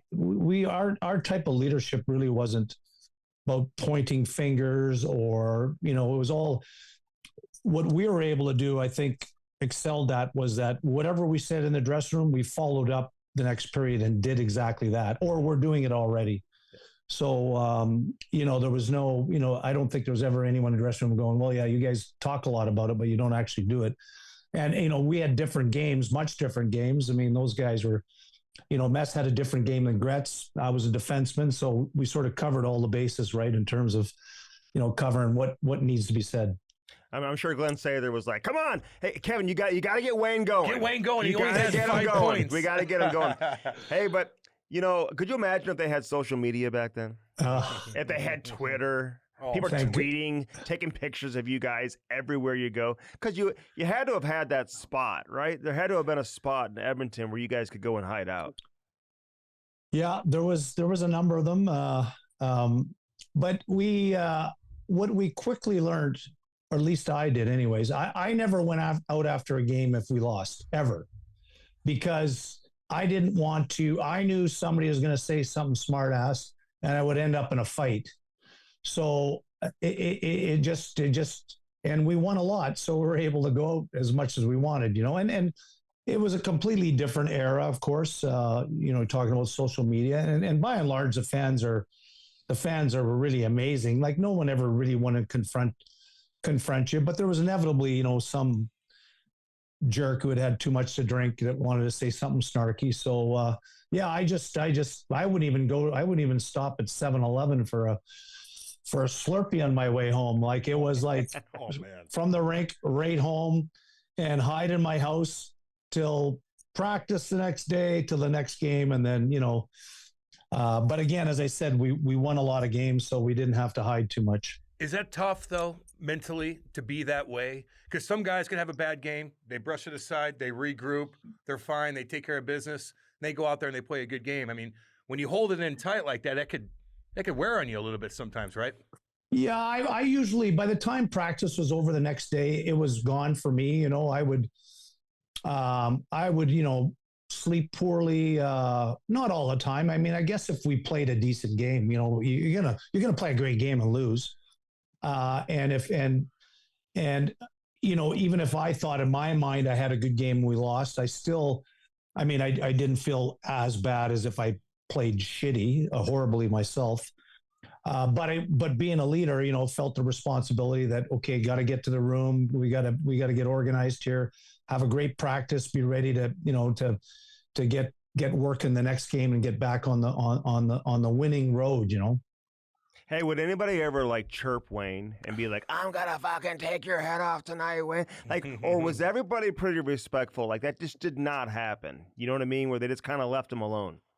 I'm sure there was times. I mean, Wayne's best to answer that. We never heard it often, but I mean, when you have the nuclear deterrent in terms of Dave Semenko sitting on the bench, I don't think too many guys. The one guy that really got under Wayne's skin, and he was a good player too, was Neil Sheehy.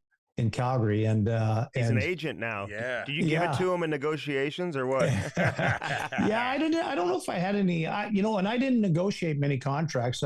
Scott Housen was my assistant when I was GM, so he did most of the negotiations. But Neil was a good player. He became an effective player, and he was able to defend pretty well. And he was a scrappy guy. He could defend himself. So I'm sure you should ask Neil Sheehy that sometimes. I know there was times when Wayne was pretty irate, but we never heard it too often. I think there was a respect for Wayne too. I mean, he wasn't. He wasn't a whiner on the ice, although, some people criticize him of that, but he was like as good of a superstar as, forget the talent, but in terms of, knowing that people would have some hate on him for already that he's a great player. So he didn't really try to stir the pot unless someone pushed him to the limit. And then he could, he had the great chirps himself, Listen, they always have those games with Crosby versus Ovechkin. Everybody makes a big deal out of it when those two guys go head to head. When Wayne would play Mario, like, would you guys talk about that behind the scenes as you prepare for a game? And was that a big game for you guys too, to make sure Wayne kind of won that individual battle? You think he cared about that type of stuff or no? I think there was enough of an age gap between the two of them. Like Crosby and Ovechkin basically came in the same time, right? Year, yeah. A Russian, a Canadian, that whole dynamic. Wayne actually and Mario had Gus Badali was their agent, and Wayne was very involved in kind of a quasi friendship with Mario as he got out of the gate. So and by then Wayne had won won the scoring title, and he was just killing it. We had actually won cups by then, so I don't think it was anything like that, to be honest. But the media tried to play it up, and of course Mario was very up to the challenge, doing what he did. So, but again, like different generations. What would you do for a pregame warm up? Like, are you stretching? Are you riding the bike? Are you getting stretched out by the trainer? Are you drinking different things? And like, what was that comparable to everybody else? Hey, protein shake. Monster Energy from the 80s. Just eating ice cream with Wayne. Smoking darts. Like, what are you doing? Well, not anything like Wayne. I mean, he'd literally, as you know, very well documented. I mean, he'd have a couple hot dogs in between periods, or eat some popcorn or stuff. And I was very much, from the time I had my very regimented. After I had my pregame meal, I wouldn't put anything in my stomach, which is totally wrong nowadays, right? You should be, the nutrition and everything, things changed so much in the game. But the interesting thing about the Oilers in the 80s was University of Alberta was at the, they were leaders in terms of sports medicine and training and stuff. So we were, as early as our first year in the NHL, we were doing the VO2 max and fact content and all that stuff. The game really changed. The WHA came in 1979, right? The 4 teams entered the NHL. There were 17 teams in the NHL. Edmonton, Winnipeg, Hartford, and Quebec came in. And really, there was a lot of NHLers in the previous seasons, guys like, Bobby Hull, Gordie Howe, Dave Keon, Stan Mikita, the legends of the games that had played 24, 28, in Howe's case, like a million years. But a lot of those guys retired. And I believe that the average career in the season before was about 12 years was the average career. And after the 79-80 season, it was 5 years. So there was a massive influx of young players, and in came sort of the training and the more emphasis that the old days you hear of guys they would come to training camp to get in shape. Well, that no longer existed. However, there were some older guys in our team.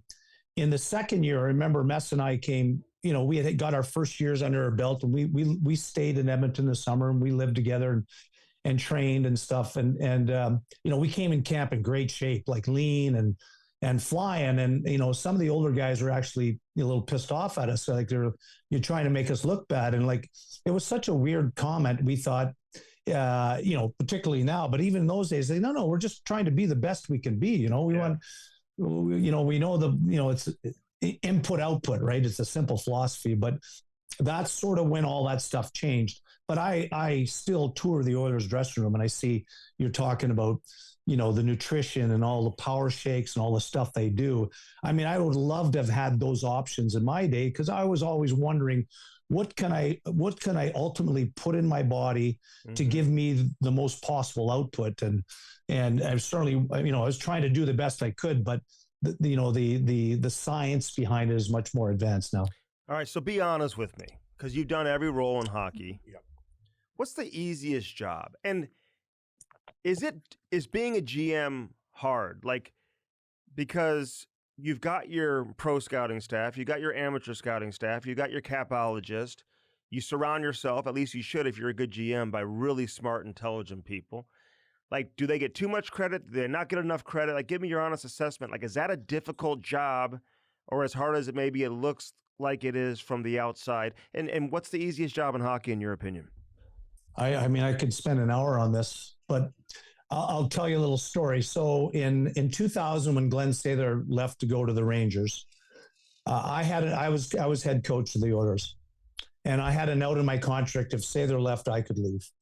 And Sather wanted me to come to New York with him and be coach. And the owners of the Oilers at the time, Cal Nichols and the Edmonton Investors Group, I had just got back from, I'd spent 4 years with the Rangers. I came back, I was assistant coach, head coach, and I was just sort of getting into the coaching thing. And the owners came to me and said they wanted me to be general manager.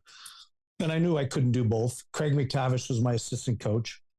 I knew Craig was going to be a great head coach. But I went to Sather and Glenn, and because he was almost like a father figure to most of us. And I said, Glenn, what would you do? And he said, at the time, well, it's simple. There's 3 jobs in hockey. There's playing, there's coaching, there's managing. Playing is the best, coaching is the second best, and managing is the third best. At the time, I thought he was just telling me that just to try to convince me to go to the Rangers. After about 4 years of being a manager, I knew he was right. And I explained it in this way. As a player, and Cam, you can relate. You go to the rink. You got your duties. You take care of your responsibilities, your individual responsibilities, your team responsibilities. Then you go home and do whatever you get. It's over. You come back to the rink. You're ready to play. You can put hockey completely out of your mind. You don't have to think about anything because you've done everything you think you needed to do. As a coach, a little bit different. And I'll use the analogy. Okay, so as a player, you win the game, even better. Now you come to the rink the next day, the next couple of days till the next game. It's all easy. As a coach, you win the game. It's great. You feel good, but you likely have a couple guys who are upset they didn't get enough ice time. Mm-hmm. You got to get a couple guys going. There's still lots of teaching to do. There's lots of planning, but you won the game before. It's all good. You can go home, spend time with your family. As a manager, it never ends. And even when you do win games, you get like I had to deal with in the year we had to trade Chris Pronger, so we go to the Stanley Cup finals. In the months prior to that, his agent, Pat Morris, had said to me that, Chris is not, things aren't working out, whatever. He wasn't unhappy with the coaching or anything. It was just like, there was something going on behind the scenes that we didn't know about. And we went to Game 7 of the Stanley Cup Finals. Pretty successful, right? We didn't win. We lost to the Carolina Hurricanes, but it was a good year, right? And you'd think, well, okay, now I can kick back and for a couple of days and relax and kind of enjoy that. Well, less than an hour after the game, Pat Morris came up to me and said, I want you to know Chris's feelings hasn't changed. He wants to be traded. It was like a dagger in my gut. It really, that and a number of other things made me retire prematurely because it's just too gut wrenching of a job, it's a heck of an opportunity, and don't get me wrong, I did it for 8 years and, felt very fortunate, but so it's a little bit of a long-winded answer, but for sure playing's the easiest and the managing is, because like I say, it never ends. You're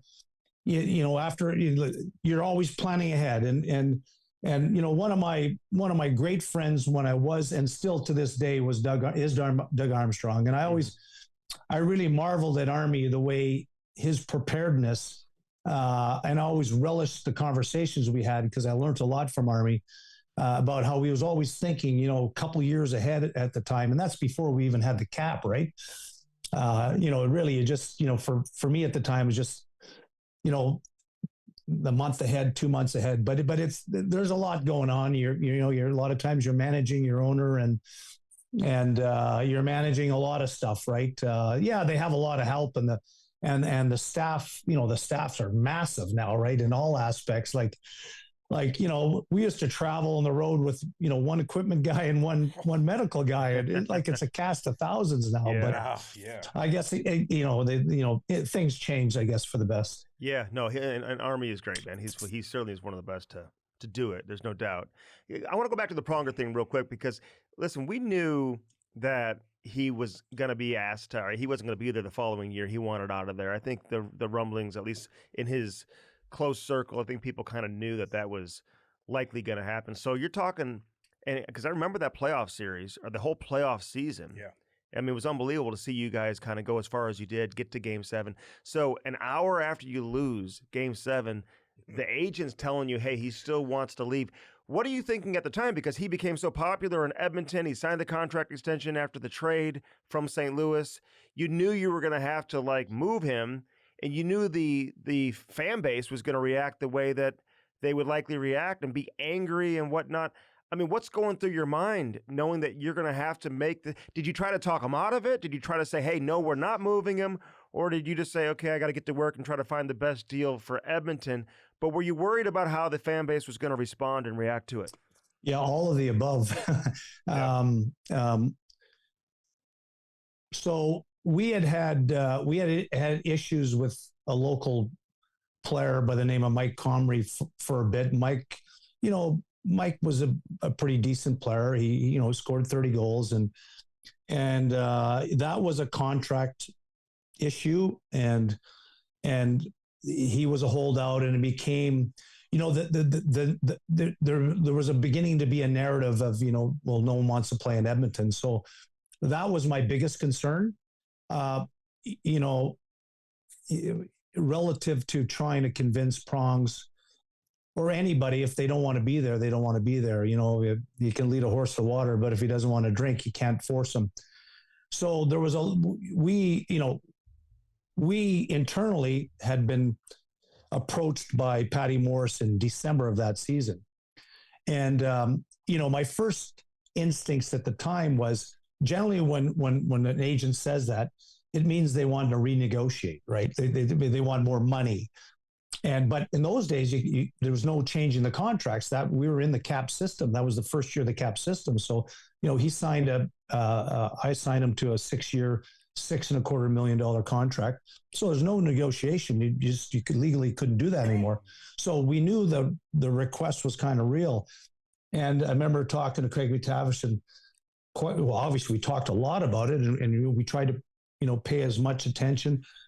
Were we not given Prongs enough love? What was the reason? Was it did he not like the players? Did he not like the city? And we both came to the same conclusion, because Mac had gone to Philadelphia from the Rangers, and he remember his wife at the time, she didn't like Philadelphia, and Max said, but by the end of the year, she loved it there. She loved everything. He says, when the winning gets good, or when the winning happens, everything gets good. Mm-hmm. So, we just assumed as the playoffs were going on that the statement that Pat Morris made to me was not going to happen, right? Why do you want to leave after you've gone to Game 7 of the Stanley Cup Finals? And I know it's cold in Edmonton, but it's a great city and there's great people. And you've talked to, Billy Guerin and Doug Waite and Mike Greer and, all guys that have, Americans that have, grown up in the States. They loved Edmonton. You won't find many guys that after they've been here and played here that disliked it. But so relative to Prongs, I'm getting off tangent a bit here, but I'm trying to give you a bit of the context. In December, okay, if this guy in fact does want to leave, we better be prepared. So we started to track. We looked at all the teams that had the best prospects. And so Philadelphia was in there, Anaheim, San Jose, Toronto were the teams that we didn't start to talk about trading him, but we were really following the prospects. That if we got to trade a key piece like Chris Pronger, we want to get a king's ransom for him. And so we were prepared in the event it happened. We didn't want to do it. But by the end of the season, when that was the case, my fear of letting him sit was it would just create more of this narrative that no one wants to play in Edmonton. And the other thing was the actual, the logistical challenges. We're in a cap system. And if we let a guy sit for half a year at $6.25 million, it'd be tough for a lot of teams to plug in, especially when the cap was only at, I don't know, what were we at? 39, whatever. 39 million or something. Yeah, so yeah. we knew that this is probably going to have to be an off-season thing if we're going to do it. In hindsight, I would have let him sit. But again, there was part of me was the ex-player saying, hey, if a guy doesn't want to be here, I'm not going to force him to be here. It's like, so it's only in hindsight, of course, Prongs goes to Anaheim and they win the cup. I'm not sure if we were that good of a team at that point. Rolison stood on his head. He was a good goalie. We still had some good pieces, but I probably would have let him sit. Yeah. I remember, man, that was crazy. It's a big deal. And then it actually happened. Yep. Because I think he left to go to Mexico right after the season. And I think a lot of stuff went down. Maybe he was staying at your place in Mexico. I don't know, Kevin. So, hey, listen, with Ovi chasing Gretzky, you were there for all his goals, obviously, when Gretzky was in Edmonton. Is this hard for you to watch, to see that record get broken? Or are you celebrating it? Do you want him to break it? Do you not want him to break it? How do you honestly feel about Wayne Gretzky's all-time goal-scoring record being broken? First of all, I can't believe it's happening. And, full credit to Ovi. And my sentiment is very similar to Wayne's. Like, it's great for the game. Wayne's always been about the best of the game.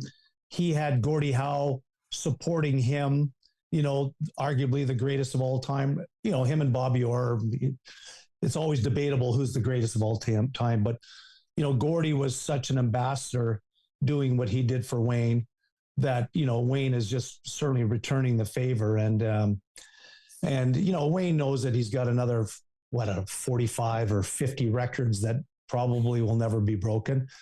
But really hard to believe. And I didn't think he would do it this year, but it's an amazing story. And at the end of the day, it's all about the game. Wayne got traded to Los Angeles. That ended up being unbelievable for the National Hockey League. What's happening with Ovi right now, the Four Nations tournament, it's just all for the good of the game. Look at you guys. You're doing a podcast, That's right. Nobody did this kind of thing in the, years ago. It's just, there's so much demand for stuff in the business that it's great for the game. That's right. But you do look at Ovi like he is kind of a Canadian in a way. I know he's from Russia. We all understand that, but plays Canadian way. He's got 3,000 hits. He's got 400 more to break the all-time record in hits. Like, it's just, you look at a guy like that and you're like, man, oh man, and you're breaking the scoring record. It's pretty unbelievable. It really is. And you're right. He plays the game the right way. He's more of a shooter now, but the year they won the cup, he played, and who knows, what I thought was happening, Washington was going downhill. And I thought and he is, he plays the full 2 minutes, the power play. And I wondered aloud in the last year and a half that, as the team's evolving, they're hitting the ditch a bit. Would his teammates kind of go, well, is this just about Ovi scoring the goals? Yeah. But geez, they're leading the National Hockey League and he's playing as good as ever. I remember in the World Juniors in Halifax, whatever year that was, when he was playing for the Russians, and Jordan Tutu was playing for Canada. And Jordan, as you remember, could run around and, nowadays a lot of those checks would be cold charging, but and Jordan was popular. And I remember being at that game when they played the Russians and the very first opportunity, Tutu wound it up and was going full tilt at Ovi. And I thought, oh, he's going to kill him. Tutu's going to kill him. And they collided And I believe 2-2 fell down, and I went, holy crap. Like, how powerful is that Ovechkin? That was my first experience watching him and going, never thinking, of course, that this would happen. But it's fun to watch and really happy for the guy. Hey, you brought up the Four Nations, and you're there in Canada. Yeah. You've got such a long-standing relationship and friendship with Wayne. Is it difficult to see him get criticized by Canada and have this whole thing become political because of his, some type of relationship he may or may not have with Donald Trump? I mean, how do you sit back and watch it being in Canada? It's insane, really. But I talk to a lot of people. I think that's sort of the vocal minority, as a lot of times those things happen. However, rarely anyone's ever said a bad word about Wayne because he's merited that sort of recognition. So it's really disheartening. Wayne and I have been, connecting on it, and I know he's really sad about it. And why it's really frustrating for me is because Wayne is the least political person you ever want to meet. And this is no disrespect to him, but I'm not even sure he knows what political party Donald Trump represents. Like he's just not there. He's a sports guy, but he's also, Trump's a golfer. Wayne likes the golf. I mean, that's how Trump meets all these guys, right? And I'm sure he's a fun guy, I guess. I've never spent any time with him, but it's really frustrating for me personally to see. And as I said to him, my favorite saying is today's news is tomorrow's fish wrap, right?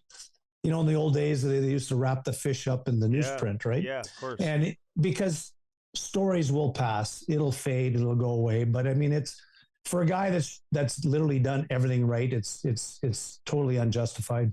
I agree with that, man. Yeah, man. Hey, there's GM meetings going down in Florida right now. Like, I know I'm sure you're watching hockey still. I could tell you're into it. What do you want to see change? Is there anything major that you want them to fix in the current NHL right now? I don't know. I've always been, I was involved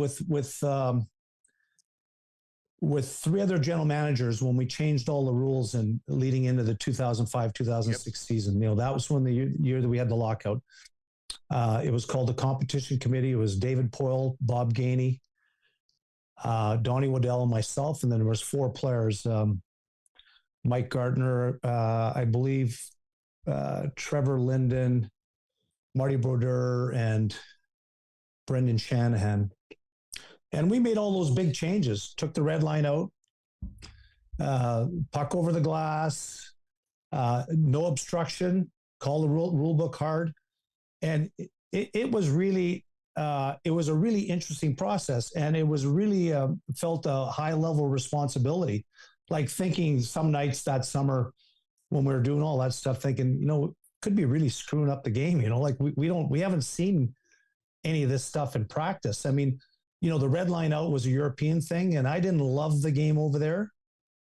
But if you recall, the game had really started to get sluggish. There was a lot of obstruction. There was, none of those lead changes in the playoffs. The year that Calgary and Tampa went to the finals, it was like if a team was leading after the first period, they won the game. And so it was a really interesting process. And why I'm bringing it up is that there's an unbelievable level of research and focus and brain power go into all those decisions. And so whatever the league does, I fully support, because I know the amount of time we spent on doing what we did and it worked out. So I can't think of anything, quite honestly. The game is fast. It's exciting to watch. I think they've made the tweaks when they needed to, but I'm not sure what but to your point, Cam, I'm not sure what the hot topics are right now, but it's not like it was in 2005 where it's like, oh God, we got to change everything, right? Yeah, you got to reinvent the game, basically. I mean, they're talking like the length of overtime and some of that type of stuff, just coming off of the Four Nations. Listen, but you go into the Hall of Fame, and a lot of it, obviously, you had a great resume, but you won 6 Stanley Cups, but you were known as a defensive defenseman, and you see how the Norris Trophy is handed out. It's like it just goes to whoever has the most points, even though these guys are all incredible defensemen too. Makar and Hughes, you look at Werenski and these other guys. We've seen some players like Mike Green win the Norris in the past, where maybe you had some different options. Would you like to see the NHL change the award or have an additional award to recognize a defensive defenseman, much like they do, I think, in the Quebec League, right? The trophy is named after you. And like who stands out? Who are the best defensive defensemen in the game today? Slavin got a ton of attention, obviously, coming out of the Four Nations, but would you like to see a player like that be recognized? Oh, no question. Yeah, he's a great player. Matthias Ekholm here in Edmonton has been just a treat to watch. I mean, that guy, and both those guys can move the puck, they can jump in the play. Mm-hmm. I mean, I became recognized as a defensive defenseman because I had no choice. I was playing behind Paul Coffey. but it was also like, okay, how can I maximize my ice time? How can I, if I'm only going to, I always played the second part of the power play, the last 10 seconds after Coff would get off. But it was like, no, you Coff, stay out there. A guy gets 135 points a season as a defenseman and scores 49 goals, like ridiculous. But I would really like to see them add another trophy and give it to the top defensive defense, because it's such an important role. It's, I mean, you cannot win with a bunch of offensive defensemen back there. You have zero chance. I don't care if you got, as Mess used to call Henrik Lundqvist, the plexiglass, you can have a guy stop in literally everything and you're still going to lose because you got to get someone to defend. So it would be, hopefully they'll do that someday. How many of the first overall picks did you draft? Did you draft Yakupov, Taylor Hall? Did you? I was president. Yeah, I wasn't GM for any of those, but okay. Yeah. Did you know how long did it take for you to know with Yakupov that, not to trash him as a player? I got to know him a little bit when he played here in St. Louis. He's actually a great guy. Yeah, he's a great guy. He's a great guy. Yeah. And you watch him in practice. Or I remember watching him, how the guys come in town and skate in August, before training camp, beginning of September.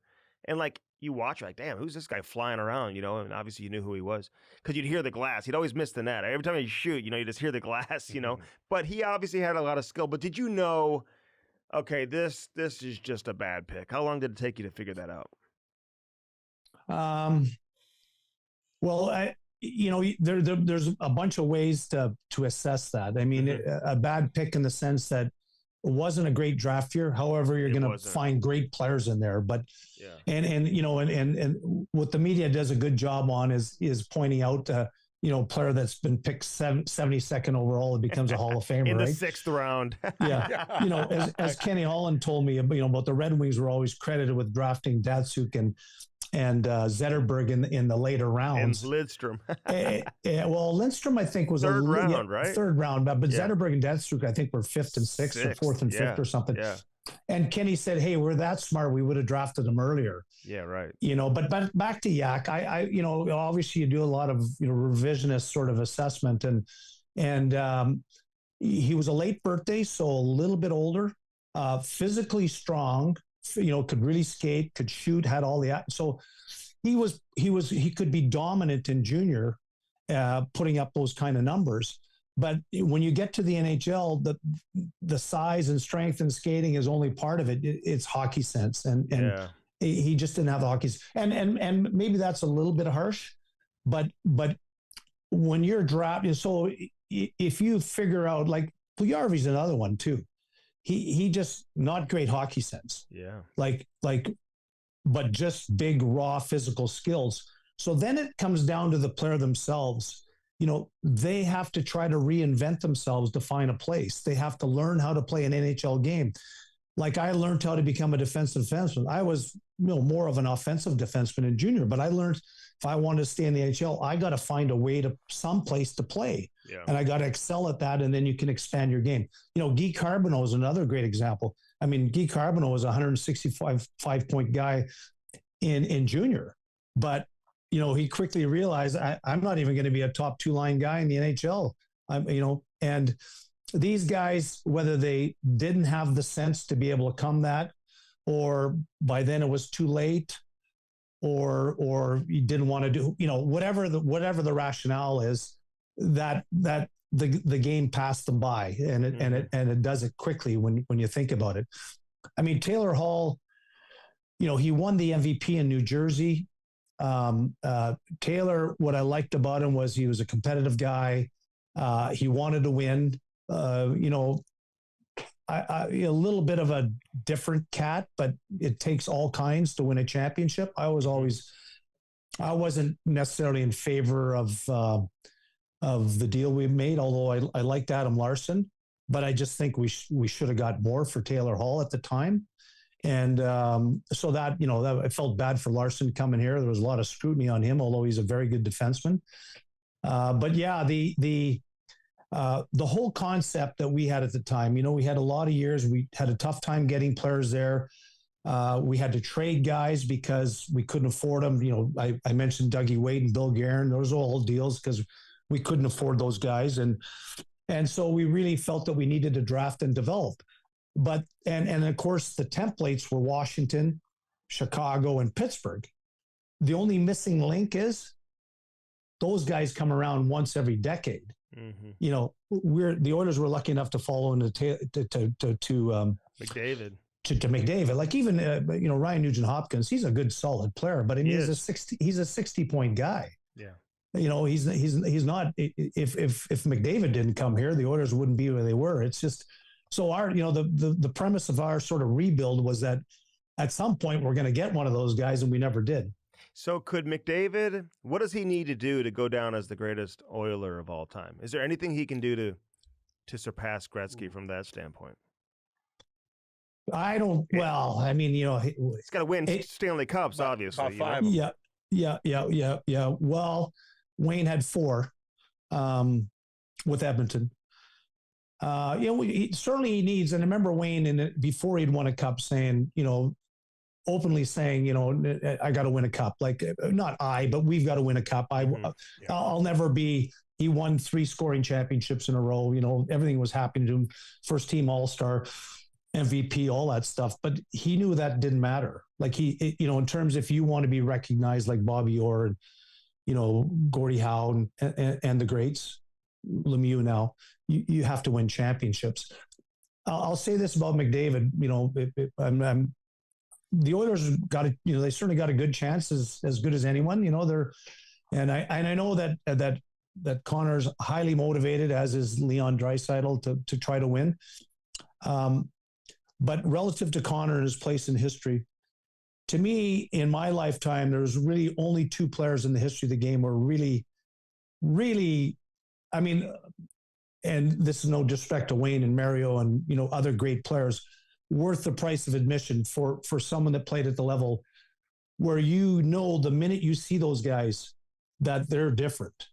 Like you look at listen to the description of Wayne. He was a slight guy, wasn't the fastest skater, didn't have a shot, not physically imposing, but the guy just was a wizard in the game, right? And a lot of times the stuff he did so quickly you didn't even notice. Like a blind pass to a guy wide open, he taps in the open net. That's just amazing, and maybe no one will ever be able to ever emulate that again. But in terms of McDavid, still to this day, when I go to the games, it's like, wow, like there's plays that happen that just only Bobby Orr and he could do. He brings you out of your seat. I mean, there's no question. He's unbelievable. And it's kind of an unfair question. Can they sign? You think he'll sign? Like, are you pretty confident they'll be able to sign him? Yeah. You can just body language and things he's saying, and I think Leon signing for sure was a big part of it. I'm not sure if they have a deal together, but the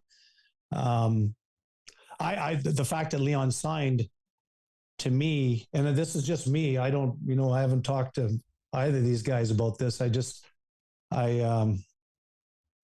I sense that he's going to sign here for sure. I mean, it's, and he might even sign for a little bit less than he needs to. I mean, if he feels that that's the right route to go, and I don't know what that, it's a pretty big number, I know, but I no question. Hey, Josh Allen just signed a monster deal in the NFL, and in his comments, he could have gotten more, but he said, "What's an extra $5 million going to do to change my life?" You know, totally. And it's easy to say that when you're getting paid over $300 million in this contract. You know, it's not like he's making, you know, it's not a 3-year deal for $15 million. So, like, you know, an extra $5 million probably would change his life. You know, a little bit. Right, to go from 15 to 20, not change his life, but you know what I mean. It would certainly impact it. So it's different when you're making over 300. So, but McDavid, I will say, he deserves to be the highest paid player in the game. Yeah. You know what I mean? So he should be. Who's your Mount Rushmore of hockey players? And is anybody somewhat current or new on that Mount Rushmore, or is it the same big four as what usually people would say? Yeah, Makar's creeping in there, man. All right. He's I mean, he's a little bit like on that McDavid or, you know, plateau for me watching him. Like, he just so good. He's amazing. Beautiful player. McKinnon is too, you know? Yeah. Cam, I don't know. I mean, you know, I'm a bit of a dinosaur, but certainly Wayne, Bob Orr, you need, you know, I think Mark Messier is one of the greatest of all time. Like, you know, that guy, obviously he's a winner. He could do it any way you wanted. Beat you on the ice, beat you in the alley. Really the modern day version of Gordie Howe, right? And I mean, unfortunately, my Mount Rushmore needs to have, like, you know, 10 or 12 guys and not 4. I know. I get you. Cam just wanted to see if you were going to put him on there. I was going to wonder if you know. Hey, listen, I know who's not going on there, and it's this Rick Westhead, man. He won't be on the Mount Rushmore. Listen, I love how you speak openly, you speak your mind. Love it. And there's a lot of people like this. I've got a son who's playing right now, you know, so I hear what people say, and there's a lot of people who, for whatever reason, it just feels like they want to bring the game down. They want to tear the game down. They'll tell you about this incident that happened or that incident, but then there's never a follow-up to see what came out of it. You never hear about it again. Yep. So the alarm, you know, goes off and everyone gets all worked up, and, you know, they get the army behind them who get all, you know, riled up. So I'm glad you said what you said, but what made you want to come out and say that? Did you know it was going to be a public statement, what you said, or were you talking to Jim Kite, or what were you doing there with that LinkedIn? Yeah. Well, it's on LinkedIn. And Jim had wrote what he wrote, and I had been thinking about it for a long time. You know, I didn't. You know, sometimes when you make a statement, it just creates more attention to it, so you don't want to do it, right? It's that. I mean, that's you know, really something I learned a long time ago. I think I probably learned it from Wayne, you know, or even Mark. The less said, the better. Just suck it up, let it go. You comment on it, it's just going to reopen the wound, right? You know, pick the scab kind of thing.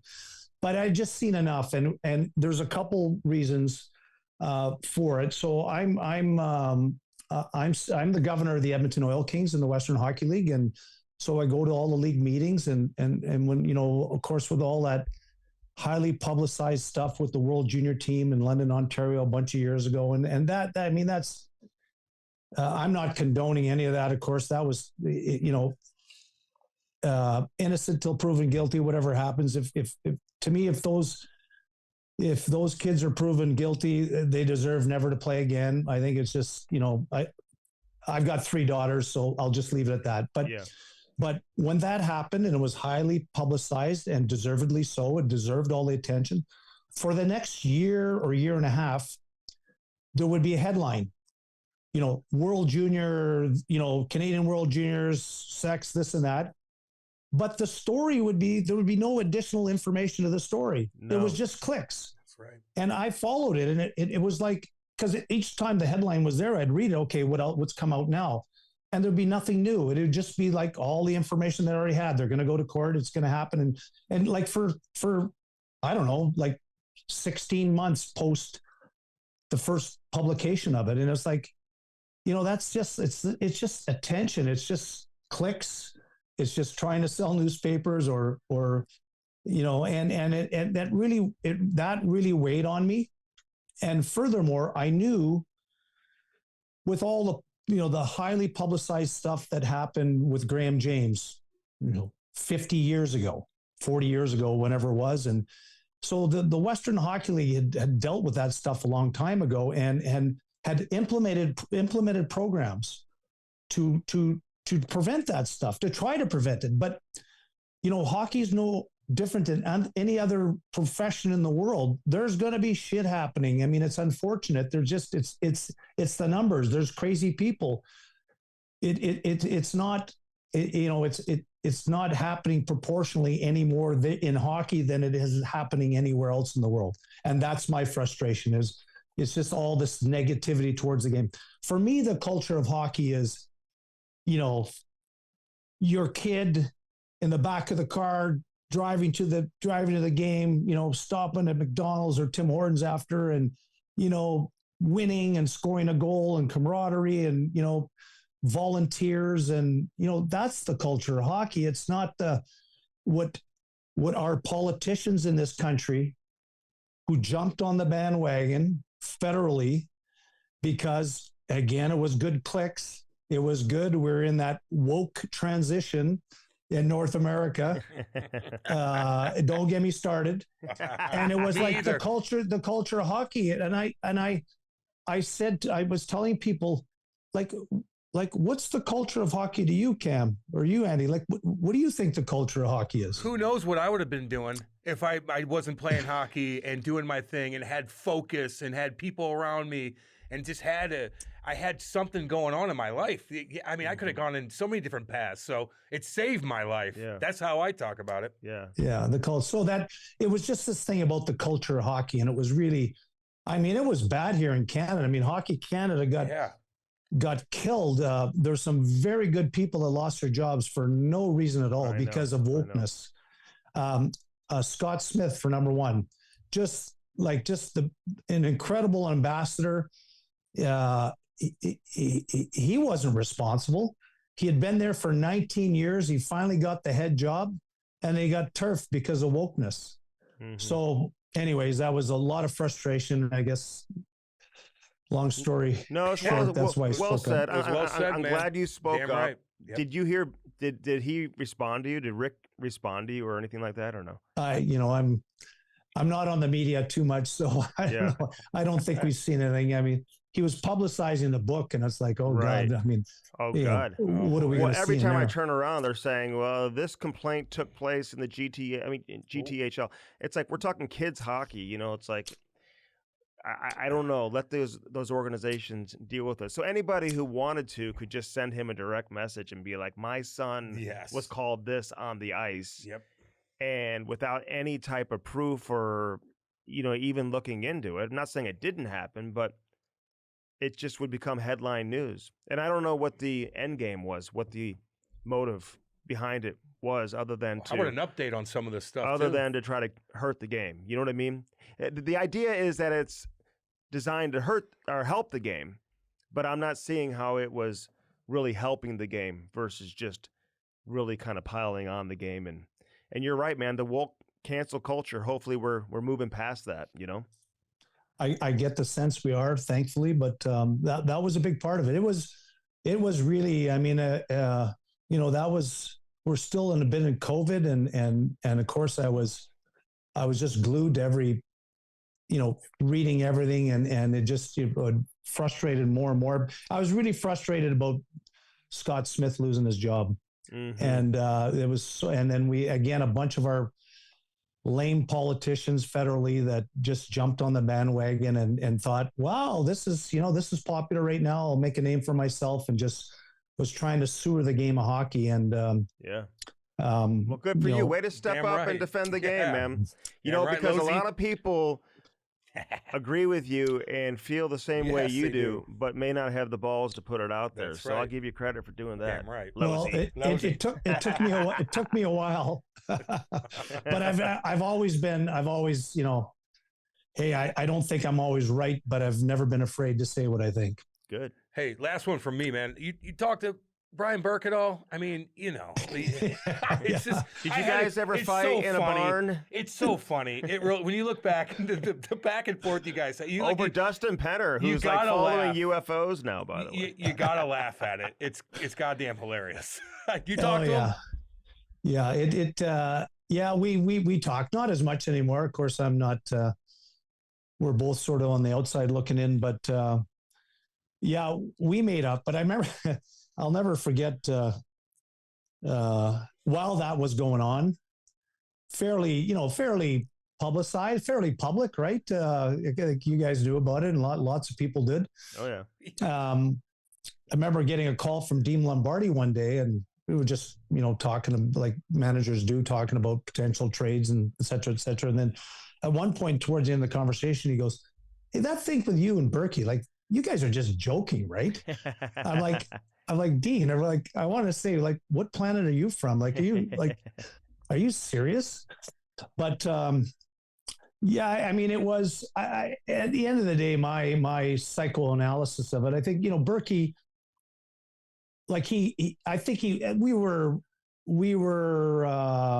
both managers. We had gone fishing together. I wouldn't say we were friends in the sense that, okay, I think this is the first time, Cam, you and I have ever talked. So I'd say, well, we're kind of like, we know each other now. We're kind of friends, but we're besties, man. Yeah. But so we're kind of friends in that vein. And I think he felt like I backstabbed him as a friend. And I had stated publicly about 6 months prior to that. Again, this was at the time when we were having a tough time getting players. We couldn't get free agents. We weren't doing well. So, I had laid out a plan that, we were going to try to improve the team. We were out of the playoffs that year, the previous year, and we're going to try to improve the teams at the trade deadline. And if we weren't able to do, major stuff there, then the next step would be at the draft. And then, for trades, et cetera. And then the next step would be free agency. And then if free agency then didn't work out, we'd have to consider the offer sheet route. So it was, I had laid it out publicly prior to that. I was desperate to try to help the hockey team do whatever and try to get players in here. We had a list of players that we're going to target. And Penner was third on the list. Zach Parise was first, and then Thomas Vanek, and then Penner. And Penner mainly because he had a good playoff, and he had done well in the American League, and there might have been one other guy in there. We had a whole list of them. I never did offer sheet Parise because I knew Lou would match whatever we offered. Yeah. So conversely, I knew the previous owner of the Sabres. I can't remember what his name, but I used to see him at the owners' meetings, and I knew that he detested the amount of money the players made. And I sensed that, that a big offer to Vanek and we'd get him. What I underestimated that they'd lost Briere and Drury to free agency, so they were pretty desperate. But the interesting thing about their matching Vanek was they did it like within 2 hours. They had a week to do it. And I thought, well, if it would have been me, I would have let it play out in the media for days and days, and then, get, the fan base would have been irate because they let Drury and Briere go, but then they would look like the good guys after they matched it. But like, I got a Ricky Olchuk to, as I was leaving the office that day, I said to Ricky, okay, nuke him, Ricky, send out the offer sheet. And I took a half-hour flight to Kelowna, British Columbia, and Mac T picked me up at the airport, and he said they matched it. I go, they matched it already? Like, that's ridiculous. And then of course the next one was Dustin Penner, and Pens was a pretty good addition. He was a good player, but again, when you're in Canada and the high profile and all that stuff, I mean, he never delivered a core to anyone. But the guy scored 25 goals for us and helped us out a bit. Yeah, it'll blow up. Hey, last thing for me. And by the way, Edmonton Oil Kings, awesome. Jake Neighbors is a great young player for the Blues. About to score 20. You got Adam Jecko there right now, who I liked watching him play in the World Juniors. Saw him last year in prospect camp too, so hopefully he can continue to develop.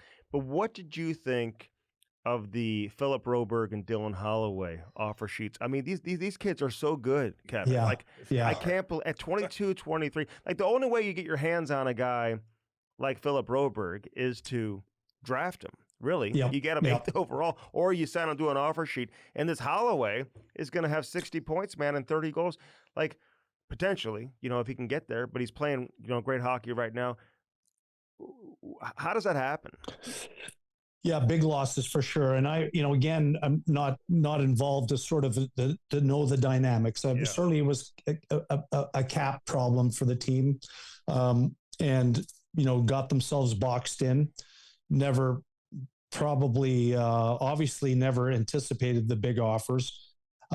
Really liked both those young players. You could see them evolving. I mean, Broberg was, held back a little bit. I'm a big, by the way, after, having had experience as a manager, we plugged in young guys too early. Sam Gagner, even Ryan Nugent-Hopkins for that matter. Those guys could play, but, Kenny Holland's view on, leave them in the, let them be overripe before you get them. Right. And there's a lot of reasons why you'd want to do that from a financial perspective. You don't start their contracts as early, but they're also, even though they're talented enough to play in the NHL, but they're really just surviving. Mm-hmm. So, Broberg, I think he was probably a little disappointed. He wasn't playing soon enough, but you could see the talent. I don't think the impact for the Oilers this year or even next year will be that big, but I think in the years to come, it will be, because you've lost two good pieces. And again, as you said, you have to draft those guys to get them. So that'll be where they'll notice it most. But Stan Bowman's done a good job, man. He's I love I don't even know how to pronounce his name, Podolskin or whatever. I love that kid. He's not. I think he can score. Mm-hmm. He's certainly more physical than Holloway. Although Holloway was, what I liked about him was physical, but and I don't think anyone envisioned Dylan scoring the way he did. No. From what we saw, but I love really super nice kid, and of course Broberg just the way I described Broberg was a sort of a smaller version of Hedman, can handle, can defend, can move the puck.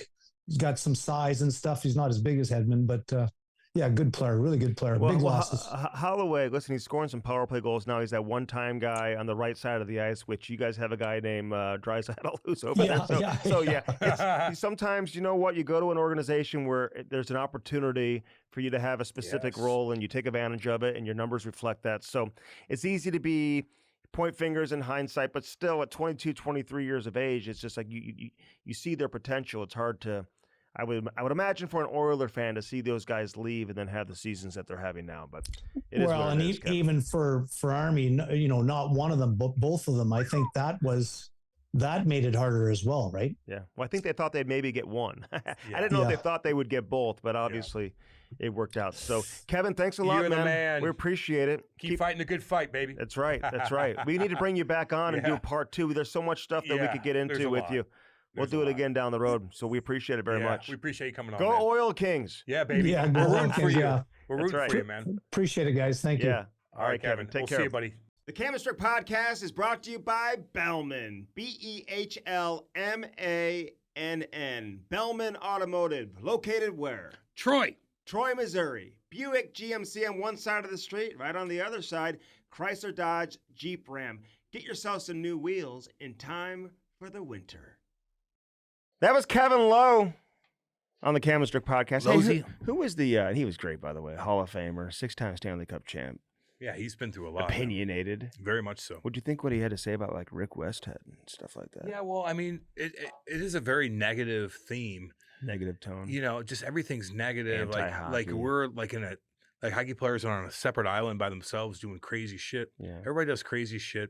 And if it's bad and you need to report it to then fine. But if you just keep digging up different things and stuff, I guess. But it's like you hate hockey, yet hockey is like giving you the platform to like have a job. No doubt. Because you don't report anything on positive anything going else. on, and you're reporting on like youth hockey, like okay, like let them handle their. I mean, what if you want to like call? Is that what makes national news? Yeah, I don't know. Youth hockey, like baseball is really big in the United States. So is football and basketball. I just don't hear stories about youth basketball in the United States. I just feel like if there's like something, if somebody crosses the line in a youth basketball league. Which they do. They handle that. It gets handled. Yeah. It's not like, it doesn't make Sports Center. Well, in Canada, it's like, in an 11-year-old girl's hockey game, somebody said this, and it makes the national news. It makes the rundown on Sports Center. And how do you know they they said that? And like, how do you know? Is there video of it? Right. No, somebody said something. Okay, somebody's making an accusation. And what's going on with like Carter Hart and those guys? Are they not be able to? They're not. Able I think to their play? trial is starting soon. Like fuck almighty! What if they did nothing wrong? Calfoot. And they still haven't played. I know. All those guys. Like, what if they did nothing wrong? You know, and they're just exiled from everything. Will he report on that? No, he won't. He'll just let it go, just like most media. He'll be like, yesterday in a game between the Toronto Marlboros and Don Mills. Somebody called somebody a pussy. Jesus. Landon Sims suspended by the OHL. I would have been suspended so much, man. Pussy. Oh Landon Sims, cool though, man. I like that kid. Hell yeah. I talked to him during prospect camp. Got to get his daddy on. Yeah, dude. Colin White always told me about John Sim, how they're good buddies. And I'm like, cool, man. I'll hang out with him. But he was dirty on the ice, boy. What can't you say on the ice? A lot of things. Like what would you say? Engine? No, what did you say? Oh my God, I don't even know. Yeah, because you never played competitive hockey in Canada. No, like, I didn't. Like well, no one ever called me an engine on the ice. I never even thought to call. Because you never anybody played. that. Who's gonna call you that on the ice? You played 2 years. What are you talking That's not about? True. How many years did you play? Like 9 or so. Get out of here. 9 years. Well, yeah. You know. Oh no, more than that. 12 years. Golly. From what age to what age? Like 8 years old to fucking. God, you started at 8 too, eh? Damn, you got a head start, baby. Better hands than you. I'm Swedish. Oh fuck. I saw Cam play. Isn't it funny how the non-athletes chirp the athletes more than the athletes chirp the non-athletes? It's unbelievable. The non-athletes. I mean, come on. Drop them _USHL, by the way. That's the Instagram. I'm giving those guys a shout out. Are you going to look at some of the fights in the USHL? Yeah, 100%. Because I think you'll like these guys are chucking them pretty good. Yeah, no, I know. What's the rule on that? You get kicked out of the game? Don't know. or- I don't know. What's I the don't pay rule in the attention to it. OHL? It's like, 10. but what do they? You I say, had 47 in a year. What did you say they say on the ice that you can't say on? Pussy. Good God. What a baby that kid was. I think he ratted him out too. What a baby. Jesus. You shouldn't say that anyway. Pussy. Mhm. God, that's what we're worried about. Suspend him. Yeah. He's the devil. Put this on national news. My God, you're reaching. It makes Sports Center with an You're E. reaching. Do you know what the 1 route is? 2 route, 3 route, 4 route, 5 route, 6 route, 7 route, 8 Andy route, was on the 9 route. Andy's Do like, you I know the know? 9 route. He's the guy on in the sidelines with no equipment on, just writing down, like tapping everybody on the ass. He's the fucking cheerleader, the guy cheerleader.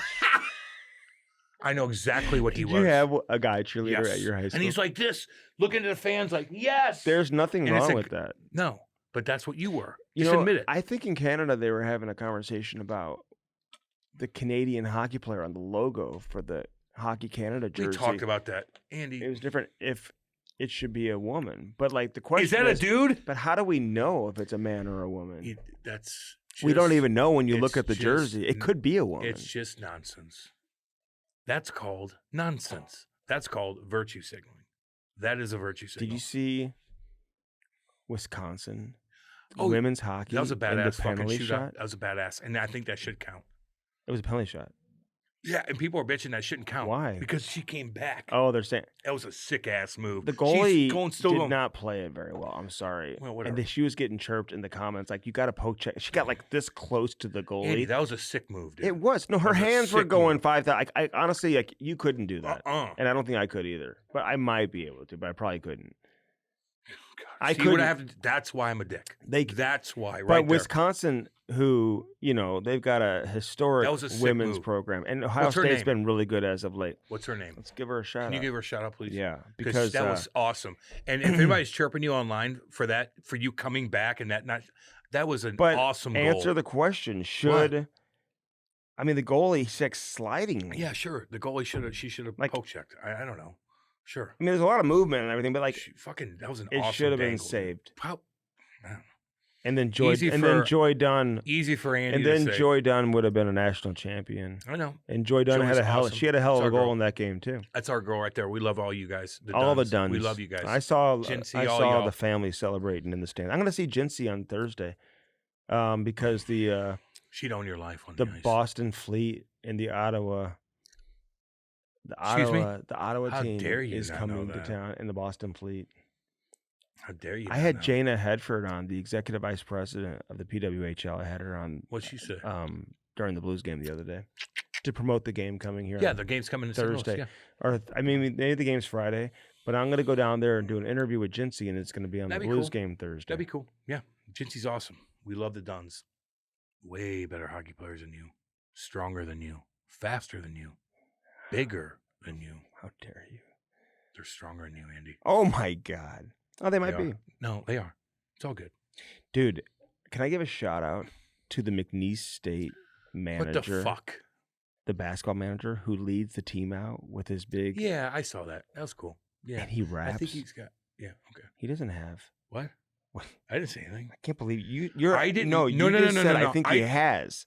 Has a good thing going. Yeah, he's a hell of a rapper, and he just made like over 6 figures in NIL money. Good. I like to hear that. Dang right. You're dang right. Kristen Sims, No matter. she scored on the penalty shot for There Wisconsin. it is. Kristen, what's up, girl? That was awesome. I couldn't do that. He certainly couldn't do that. A lot of people I know that played in the NHL could not pull that off. Just so you know, girl. But that the was goalie awesome. slid. That was awesome, by Look the way. at the goalie. It was a hell of a move. Great girl, hands. that was awesome. What's her Watch name again? Kristen Sims. Kristen Sims. What's Watch up, girl? the goalie. I mean, that's a sick ass move. Get on with. She tried to poke check at the end. That's a sick ass move. Badass right there. I saw that. All the guys, all the scouts. I went to the game last night. Walked up, talked to all the scouts. They're all watching that game Yeah. on their computer. And I'm like, "What's going on, baby? Did I check this out?" They're blah, blah?" watching that game. They were on the watching computer. that And game They're on- not watching the game. They're The game wasn't started yet. I got there early. And because it was on ESPN. yeah, and they were everything. watching that game. Will we ever see a female player play in the NHL? Stupid question that is. I mean, with moves like In that, our lifetime, hell I no. bet you we do one day. I'm just. You want to saying. bet? You want to bet on it? No. If it's going to be any position, it's probably going to be a goalie. What's the one sport? Yeah, we already had that. No, we didn't. Mayome. She never played. Mayome, She Rayome. never played, dude. Preseason. She never played in the NHL. I've interviewed women. I know, who man. have On been- Rome, I played with Pascal. He who was my have been captain. drafted into the. I think Alex Cavallini, maybe she was the goalie. I think she played for the Chicago Mission growing up, Don't virtue signal. and she was drafted into the USHL. If they could do an East, Did you hear what I just said? She was drafted You into asked the if they're going to be in the USHL. NHL. I'm like, there's no way in hell. These I'm goalies just are asking. 6 You foot. say never? No, 6 foot 100 6. years from now? The men are going to be that much stronger and faster and bigger. You know? Will a man play in the women's game? They are now, but that's not going on for much longer. How dare you? Women's rights. What do you mean, women's rights? Poor women? They're going to deal with a fucking man with a cock dominating. God. There's like 900 awards got taken away from women from trans. Like, fuck that. That's a 90-10% issue. 90% of the people in the United States agree that men should not be playing in women's sports. Really? But yet the Democrats are like, No, I think Yeah, a they lot of are. Democrats would. No, they're not. Gavin Newsom's coming out finally and saying that he's been a fucking advocate about that for years. You know, families are still fighting over. Get outta over- here. Families are We still saw that- fighting over that- politics. That poor girl. Oh, yeah. That poor girl in the fucking Olympics. We saw this on the biggest stage possible. The boxer beat that shit out of that girl. She quit. Did you see the track star She quit. in the long jump? Huh? The long jump.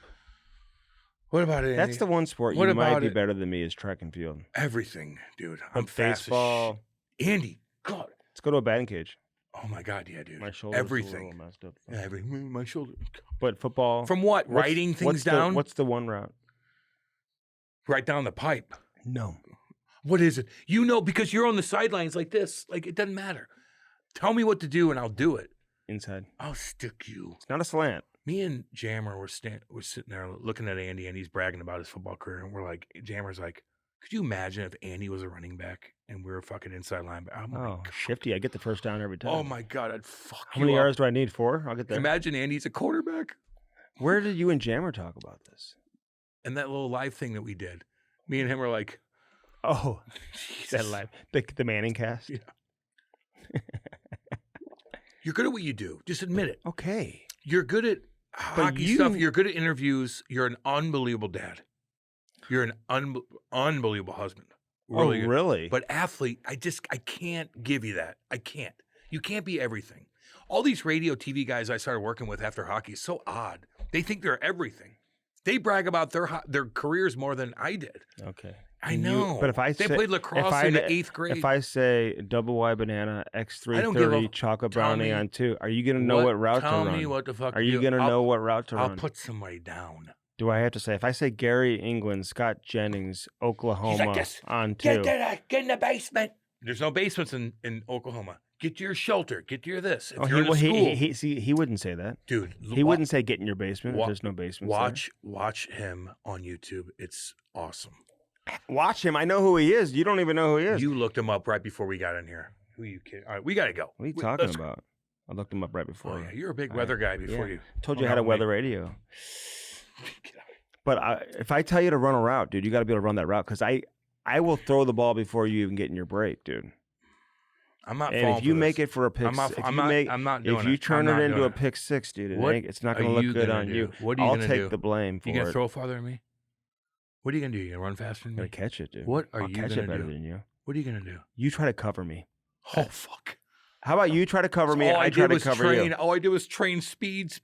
That's all I did my whole life. And Andy's gonna beat me in something. Are you out of your? How about you fucking try to mind? cover me? I try to cover you, and we'll see. Firstform.com/Camistrick. Use Throw our a ball link. farther than me, Get Maddie. these energy drinks. Maddie, find a Get goddamn the ball of football get the back bars. Get the all the Son of a supplements, gut check, all that Yeah, stuff. gut health. Gut Yep. Gut health. the fruits and the vegetables. Dude, when I was sick, and I had among the worst sickness we've ever seen. It was one of the sickest. They said I was one of the sickest they've ever seen. If I didn't have those hydration sticks, dude, I don't think I'd be here today. I told you about those, dude. God damn. I don't think I'd be here today. Water doesn't do anything, dude. You have to have something else in there. I crushed fucking water like nothing until I drank those. Firstform.com/Camistrick. Get there and get there today. Bolt Sports, baby. Get those E-cones. Get those snipes. And get those dangles, man. Improve your hands. Yep. What do you think is the most important quality to have? Skating. You think? Skating and being fearless. Jim Montgomery made a comment yesterday that I just thought was so spot on. Like sometimes NHL coaches speak at such a high level and they explain things that like you already know, but you haven't been able to like say it, like think it. But he was like, when you make plays on your first touch, it just shows your ability to see the ice and your level of hockey sense. I know. Knew that in AAA. And I see the kids who can make plays on their first touch. Cool. I see a lot of kids who could never. He said Dvorsky did last night. Yeah, I didn't notice him too much. Oh, dude, Justin Falk broke down a play that he made coming out of his own end. I saw that. You did? I mean, okay. He's small. You know, he's gonna have to. He's but 6'1". everybody's small. He's 6'1". Everybody. He just looks so small. He didn't look small. He's 6'1". He's everybody's big to He's you. 19. I know. Everybody looks small at that age, man. Oh, at that age. Yeah, he just. Bedard looks small. He looks. Nah, his legs, the way he. Okay, I'm just saying. I don't know. I'm just. You know, I didn't think he looked great. I thought he looked okay. He made a nice play on the power play. Well, I think he had to sit and serve that 5-minute major. It would have sucked. That took away a couple of shifts. Do you want me to be honest or not? Like, I just feel like I'm watching. I'm like, he looked okay. It's first game. Yeah. I talked to his dad last night too. Yeah. Dalibor. I kind of confused him on one of the questions because, like, I was, English is not his first language. In case he didn't know. He speaks great English. Great English. Great English. I think it helps if he sees you talking. He maybe read the lips and whatever. He can hear you better. And I hear the crowd. So you're doing these live interviews. And, you don't want to get scored on when you're doing an interview. No. So I hear the crowd like, and I turn around and Holloway's got like this incredible chance? scoring chance. So as I'm asking the question, I turn my head and then I kind of draw out the question. And he was like, "Excuse me, say it again." It's a terrible feeling. It's all good when you're interviewing. Yeah, but it's all good. Dalibor, the and then I one. said, "When did you know he had what it takes to become an NHL player?" He's like, "Oh, he found out yesterday." yeah, that's good. That's a good. I Answer. was like, "Okay, That's a good answer." He was supposed to leave for a check. But I was asking, when did you know when he was a young kid that he had like? He knows what you're saying, and he played that cool because he's probably heard that a million times. I don't think so. Okay. He's he's probably heard that because the kid's been dominant for a while. Okay. So they probably like, when did you know he was good? Yeah. Well, when he's scoring 130 I said, points. "Did you move to Sweden when he was 9 years old?" He's like, "Well, we just moved there for a tournament, and then we came home."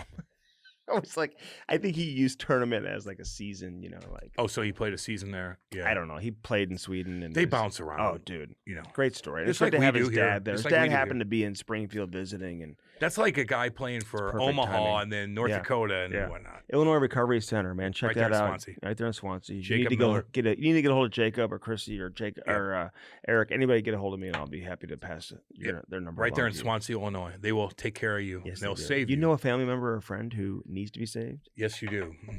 Let's get them saved. all do. Let's take care of them.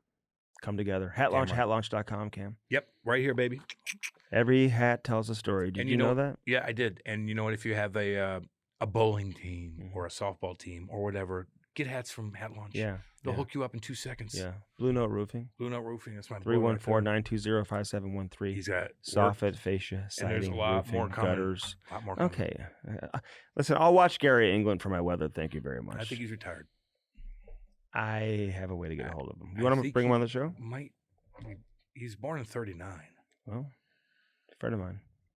You know how old that must be? He might not even be alive. Oh, he is. And he'll come on the show with me, he told me. Actually, let me look at that real quick. Yeah, right quick. I mean, You look at it right quick. born in 1939. Isn't that amazing? Oh, boy. He's not that old. He's 85. He could old as shit. Still following storms, dude. Yeah, man. Better, I love it. Better than you. Hatlaunch.com. Well, he should be. Hatlaunch.com, man. Call Danny. And again, all y'all who use Hat Launch, we appreciate the support. Damn right. For sure. Cam at Bellman, you get Swing index. None. Check out those Jeep Gladiators. They're cool.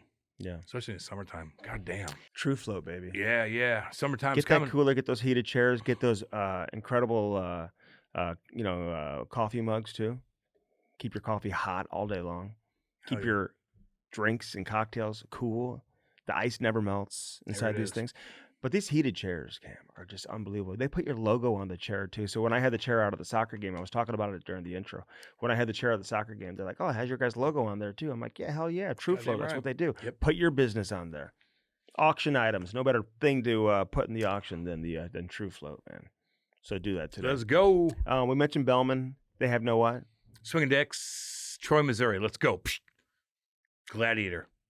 Perfect for Chrysler, the Dodge, Jeep Ram on one side of the street, Buick GMC on the other side. I'll take a Buick. I'll take one of them Buicks. I'm telling you, they're dang good. Dang good cars. Say hi to Danny boy. Danny, what's up? Kenny? Kenny. Dale? Fuck's up. Before we get out of here, I want to give our condolences to the family of Brian McKenna. Yeah, I know. He is a local sportscaster. I've done Yep. a lot of work with him over the years. Love you, Got to know Brian. him very well. Love I your hadn't family. seen him in quite some time. He's dealt with a lot of personal health issues that he's overcome. Very charitable. Awesome Gave back guy. to the community. Did a lot of stuff for the community. And of all the things, man, he got hit by a car. Yeah. Late Friday into Saturday. I think 1 o'clock in the morning, crossing a busy road. And We love you, Brian, I don't man. think there's any criminal investigation into the Yeah, I don't- person I who don't hit him, think and the so. person stopped. Yeah. Which I really like hearing too. Yeah. That the person stopped. Yeah. And stayed at the scene, but he was pronounced dead at the scene. And just super tragic, man. Very popular figure here in town, and our thoughts are those We love you, who man. were closest with him, and certainly his family as well. So, love you, Brian McKenna, man, and thinking about your family for sure. All right, this has been the Cam and Strick podcast. Kevin Lowe. Kevin Lowe, dude, he was fantastic. He's man. awesome. Loved everything about Yeah. Kevin Lowe. Hope you enjoyed the interview as well. Lots more great stuff coming your way. You have guest ideas? Let us know. Are you a player listening to the show and you want to come on? Send me a message, man. Let us know, We'll make baby. that Let's happen. go. See you guys. Thanks Love for all listening y'all. to the Cam and Strick podcast. Gary England, look him up. Tune into this. Turn on the cam, I am the fizz. Turn on the switch, listen to Strick, yeah. Know if we swinging, there's never a miss. Don't follow a script, yeah, topics change quick. Looking for facts, looking for tips. One's an enforcer, one's a reporter. Together we Cam and Strick, yeah. One's an enforcer, one's a reporter, yeah. You tuning in to Cam and Strick.